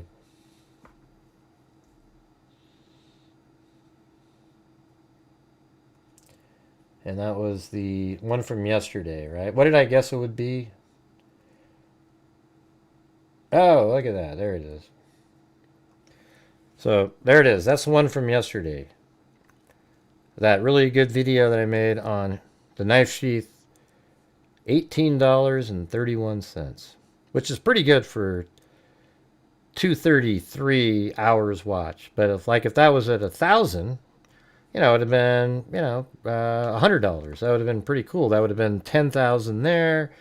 10,000 views would have been $100 right there. But think about that. Like, you spend hours and hours and hours, and right here are 4 gifted memberships. You see that? Just like that. And so it's like, you know, when the videos get, and it's nothing to do with you guys can't affect that at all. I'm just trying to show you the predicament that I'm in. So let's say tonight I did a live stream and 0 people supported the channel. This is from yesterday. Today, so here's how it works is, let's see, what was it at? It was, I can go right over here. I think engagement. Yeah, right here. So, it's so bad. It's almost hard to explain. So 2011, and then yesterday, so there's the time up there. It got 1,500 views yesterday, and then today it's got 500. So that means a quarter of this is what it made today. So that means today's video made about $4.50, this video. Today. And it just doesn't show here yet. So tomorrow this will say 2280 or something, right? Anyways, pretty crazy, right, you guys? I mean, it's just, it's wild. That's why you got to get like 10, 15, 20,000 views to have sort of a difference, make a difference. Do you guys find that mildly interesting, just how it works? I mean, it's, yeah. So, you know. Always wish they'd do that too. Who? Maybe they should split off the true crime from the... Right. Well, the thing is I don't think there's very many true crime YouTubers anymore. The rest of them are fake. They're fake crime. They just talk about complete BS, you know, trying to... Even ones that you would think don't do that, they always try to insinuate there's something else there to give a little intrigue.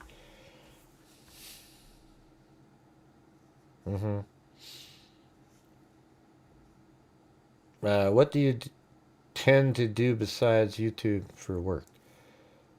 What do you mean, what do you tend to do? I don't know what that means. Let's see, that's a lot of time for making hardly... Yeah, isn't that crazy? That's what I'm trying to tell you. That's why it makes me nervous sometimes when you have these, you know, for some reason YouTube is not pumping out or, you know, it's really a lot of the times it comes to things that people are searching for.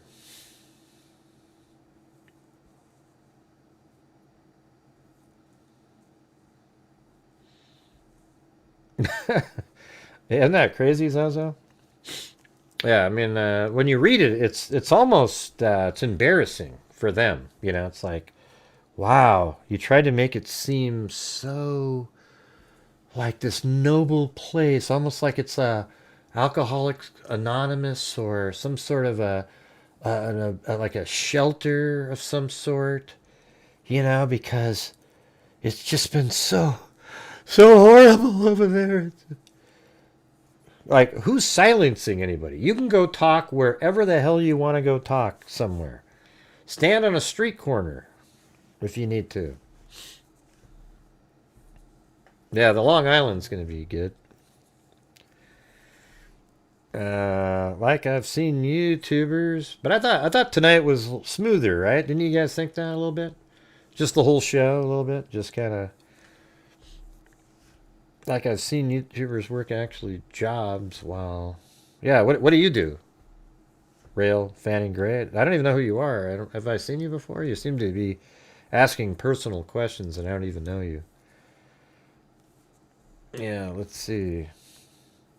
Yeah, like tonight I wasn't... Zozo always gives me a talking to occasionally, so I was thinking, okay, I'll try one... I'll try to be less, whatever you want to call it. I just try to do a show. Yeah, we did have the trolls at the beginning. The gray hate. No, I don't go there. I don't know if I can see the. It's the same people though. I don't even know. I didn't know that there was one on Facebook. To be honest with you. But here's the thing. I mean, don't those guys realize what they're doing? I mean, it's absolutely stalking, bullying. I mean, it should be illegal. I mean, they literally have communities in all these different places, all for the goal of creating hate towards me. Now, I hope you don't check it out, because when people check it out, they try to convince people, and they go, hey, listen really quick, hurry up, listen. Yeah, it sucks. Yeah, it should be, I don't know I think it should be, like, I mean, I wish I had the names of the people who started those.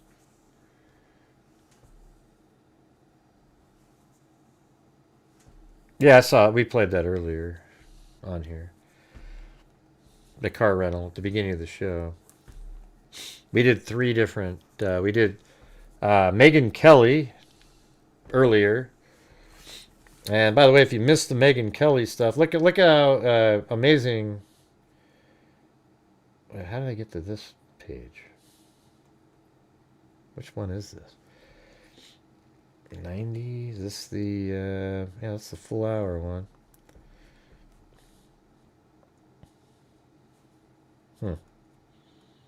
That's right, I was fixing this one.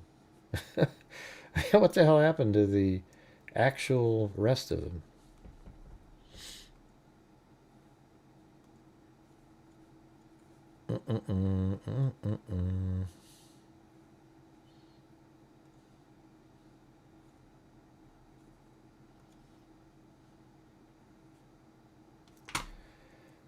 I don't know what happened. Everything, and now I can't even. Oh, is that the one right there? No, it's right here. There we go. That, and then these different scenes. So it'd be 91 probably. Now that's my. I can't believe you had gray on again, Vinny. I'm never watching again. And by the way, I do have the 3D model now of the. I'm not sure what happened to the videos. I have the videos elsewhere, but basically, Megyn Kelly said she's 100% convinced that Tyler Robinson is the killer. She's talked to the FBI. She's talked to people at Turning Point USA. She also thinks that Twigs has this really really sort of part of the, like trans Antifa type group, and they all convinced Tyler Robinson to do what he did, something like that. And the thing is of all the people out there, she has a really good chance of knowing because she's friends with Donald Trump, the President Trump, and then also, and that would give her access to maybe somebody like Kash Patel, et cetera, et cetera, et cetera. And that's what we've been saying, right? Like the group on Discord, that seems likely, like those people may have something to do with what he became, because he felt comfortable enough to post there. Now, but I tell you what, if like Twigs is some kind of a mastermind, that's something I didn't see coming. I'll admit that. Yeah, she's very well connected, and and also Erica Kirk, she said the other day when she was asked. This is where Candace Owens is just batshit. Like Erica Kirk said to Waters, she said to Waters, hey, Waters said, do you think they got the right guy? And she said, we've got the greatest investigators, and I'm just so happy about that, or whatever it was. And then Candace goes, see, she didn't really answer. And you know why? Because she can't answer the question. I guarantee you that Erica Kirk knows every freaking detail of this case. Every bit. She knows the stuff that's going on. And you might say, well, why do you think that? Well, think about it. She's really good friends with, and her wife, with the Vice President of the United States. She even is friends with the President of the United States. Kash Patel was like a friend of. You don't think that somehow they're having conversations and told her, but you can't say anything. So when she was asked that question, that's what her response was, to protect the integrity of the case. And that's exactly what Megyn Kelly said, that she wouldn't say either because she wanted to protect the integrity of the case. Well, that means she knows stuff that we don't know. You know what I'm saying? Because anything else you could say, because it was in the probable cause document. Tyler fell for that murder? What does it even mean, man? God, what does that mean? Let's see, Dale, there are groups on Discord that aren't young lefties. I only know a couple. Don't have time or vision for all these things. It would be good to know more about the people who posted on Twitter before it happened. Yeah, see, those people, remember that? I don't think she has all the footage. I think she's just been talked to and told. She doesn't have the footage. I mean, the footage that's on Charlie Kirk's camera, sure. But that's not, I don't think that, I don't believe that that can film the guy, Tyler Robinson on the roof. Okay?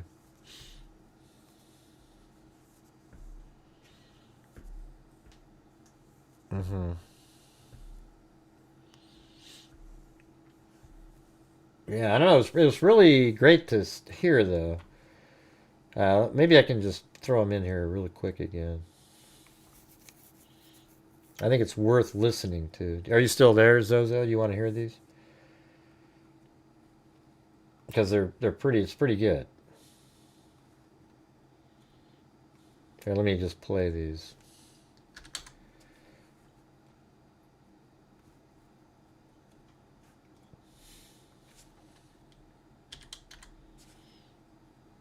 You still there?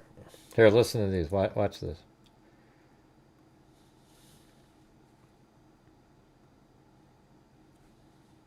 Convinced that Charlie was killed by Tyler Robinson, a crazed leftist who murdered him because... I mean, who does this sound like, you guys? I mean, this is what I've been saying for so long. It's crazy. So, I don't listen to Candace's show, but I am 100% convinced that Charlie was killed by Tyler Robinson, a crazed leftist who murdered him because he didn't like Charlie's messaging on the trans issue. Exactly. That's That is my firm belief after having talked to the people at Turning Point, the FBI, the security team that was on the ground, and many others.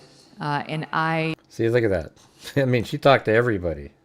FBI. How does she get to talk to the FBI? Well, because she knows President Trump. She probably messaged him, had one of them call her and fill her in, and she promised not to say anything. I've come to that with a good... Well, I got to ask, because Zozo pops in and then she disappears for 3 weeks. And then she pops back in again. I just want to make sure she's listening to this one. Faith basis, and I have nothing that would shake me from it. See that? She says there's nothing that could shake her from what she thinks. I don't begrudge anybody asking questions. Now that is a cop-out there. She's now trying to say it's okay for all the conspiracy nutters, you know, because she doesn't want to lose that crowd too, you know. And I really don't care. All right, and then this is another one. I think these are both within 2 days of each other. All right, this one's with Ben Shapiro.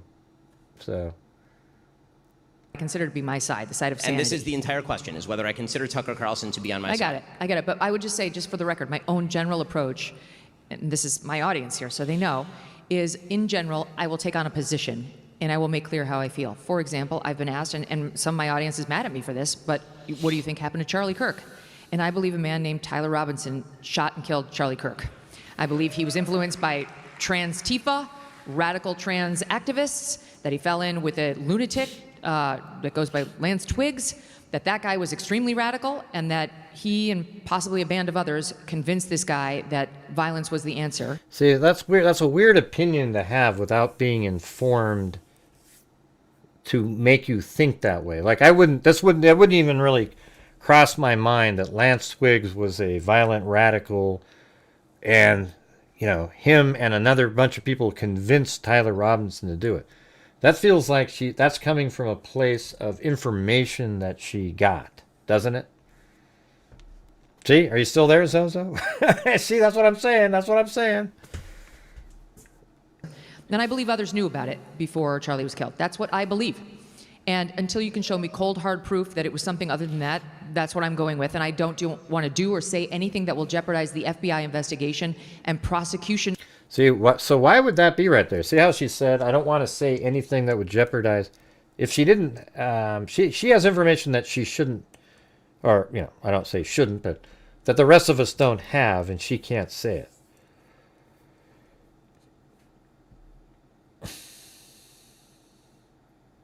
I know, that is weird, right? Like, sorry, guy, like they'd been talking about it for a long time. And I guess it's possible that they'd been talking about doing it. And like, oh my God, they hate you. This is what's a very good possibility. That on Discord, there's a group of people on there, just like Megyn Kelly's saying, and they would always argue and talk about Kirk, and not really argue, they're just like, oh my God, Charlie Kirk, he's the worst. He needs to be, and they would threaten, say what needs to happen to him and all these kind of different things. And then one day, he went out and did it. And then he comes back and they're all kind of a little shocked because, they're talking about it. I mean, maybe it's something like that, and like they didn't think you would do anything. But they all sort of convinced him to do it in a way where, just by the way they were talking, and then twigs, Right, that's what we were talking about earlier in the show, is like we were trying to reread the conversation, thinking, so if Twigs is the mastermind, then is he wording things in that text exchange in a way to make him not look as guilty? But what was strange was then why wouldn't Tyler go, well, you already know this, right? I mean, why are you asking me why? We've talked about it a million times. I thought, just different things like that. It seems like there would have been different exchanges, but who knows, man? I guess someday we'll get to figure it out. Anyways, did you guys find the show interesting tonight? We got to start looking in on the crazy case of the husband who was killed by the wife and daughter for his retirement funds. These people are sick. And then we did the update in the Buzzard case. Then also we did Megyn Kelly's comments at the beginning. I don't see somebody named Dale in here. Why is that?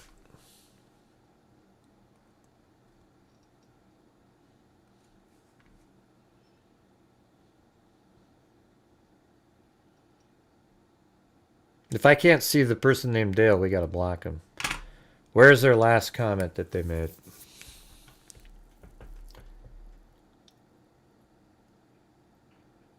Megyn is controlled by money. Yeah, geez, you guys are just too much, man. She is full of it and just following the bogus FBI narrative. No, the FBI narrative is true. And by the way, does this lead me to the Bliss? Is that the same old account again?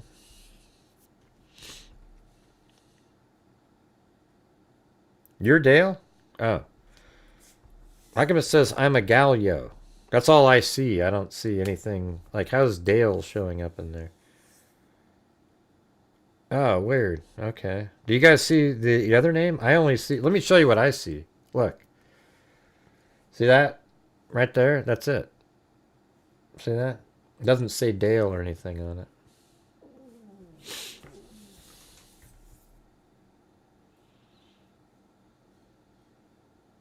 An apology, who wrote? I don't know what that means. Oh, Dale Gaglio. Yeah. That's right. And it was Galio. That's how you say it. That's hilarious.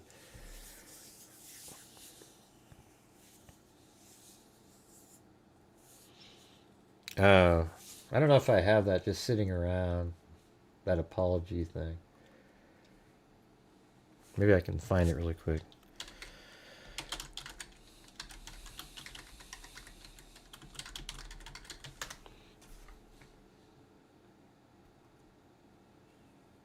Is it in here? No.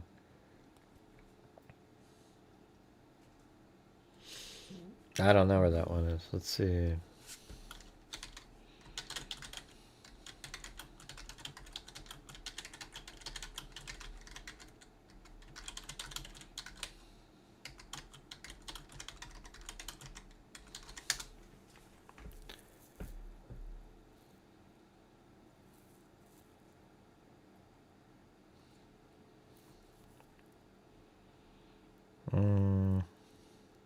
I don't know. I remember reading those at one point.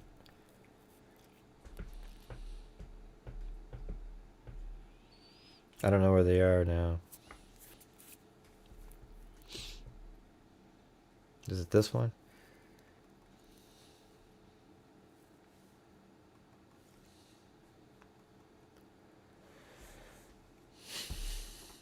Let's see. Oh, no.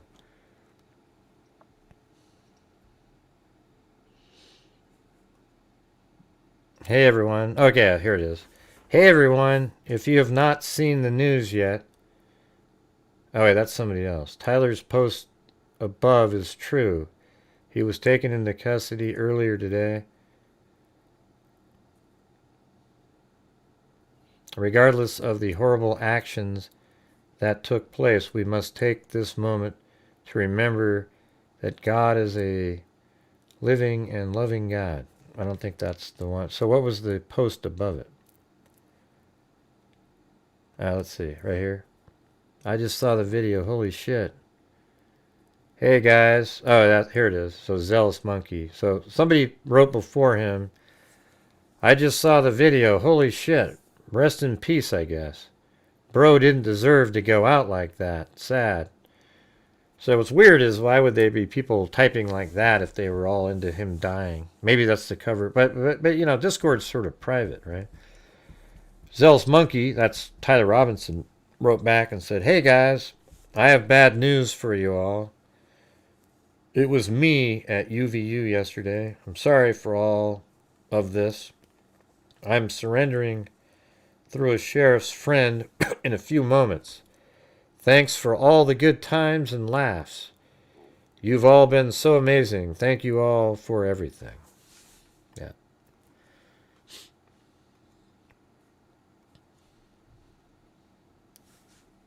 I should probably put this in my folder. I think I already have it somewhere, but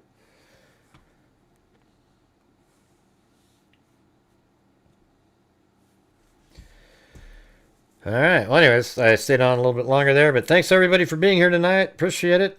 And I guess we'll see you guys tomorrow. Yeah, I was reading the real chat there. Looked like a real thing. And tomorrow, we'll, you know, who knows if there's some updates on this case, but we'll definitely get back to continuing on the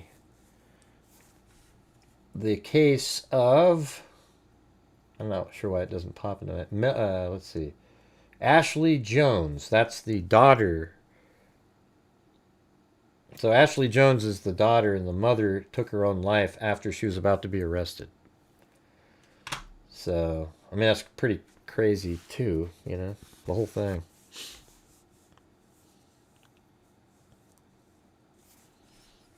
No thanks.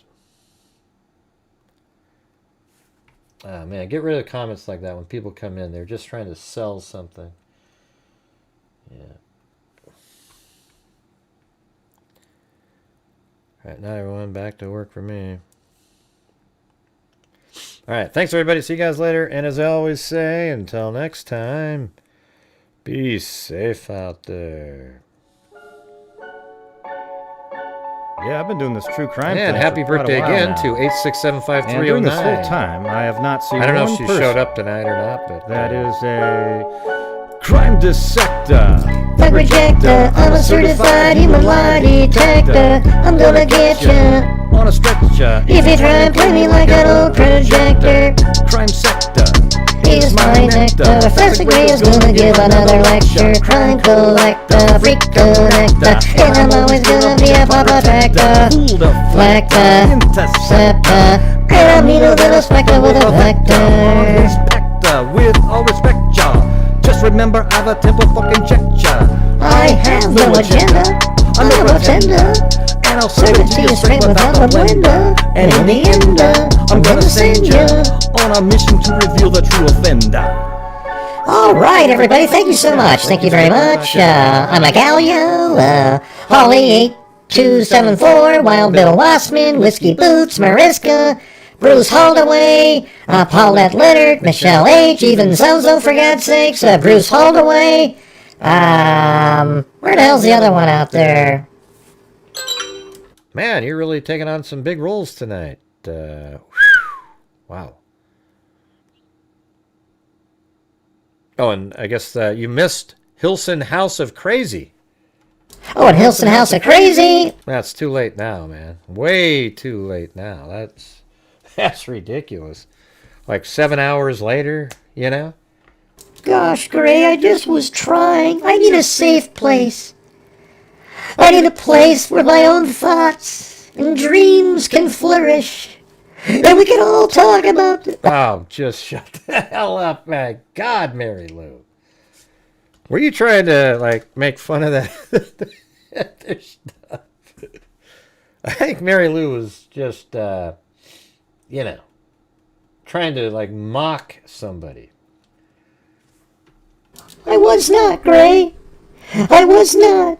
I just wanted a place where the voices that have been buried could finally breathe, question, and be heard without fear. I just wanted a place, a corner of the internet, for the silence to speak up. It's okay, Mary Lou. It's okay. You'll be all right, man. You'll be okay. I swear to God. All right, you guys. We'll see you later. Be safe out there.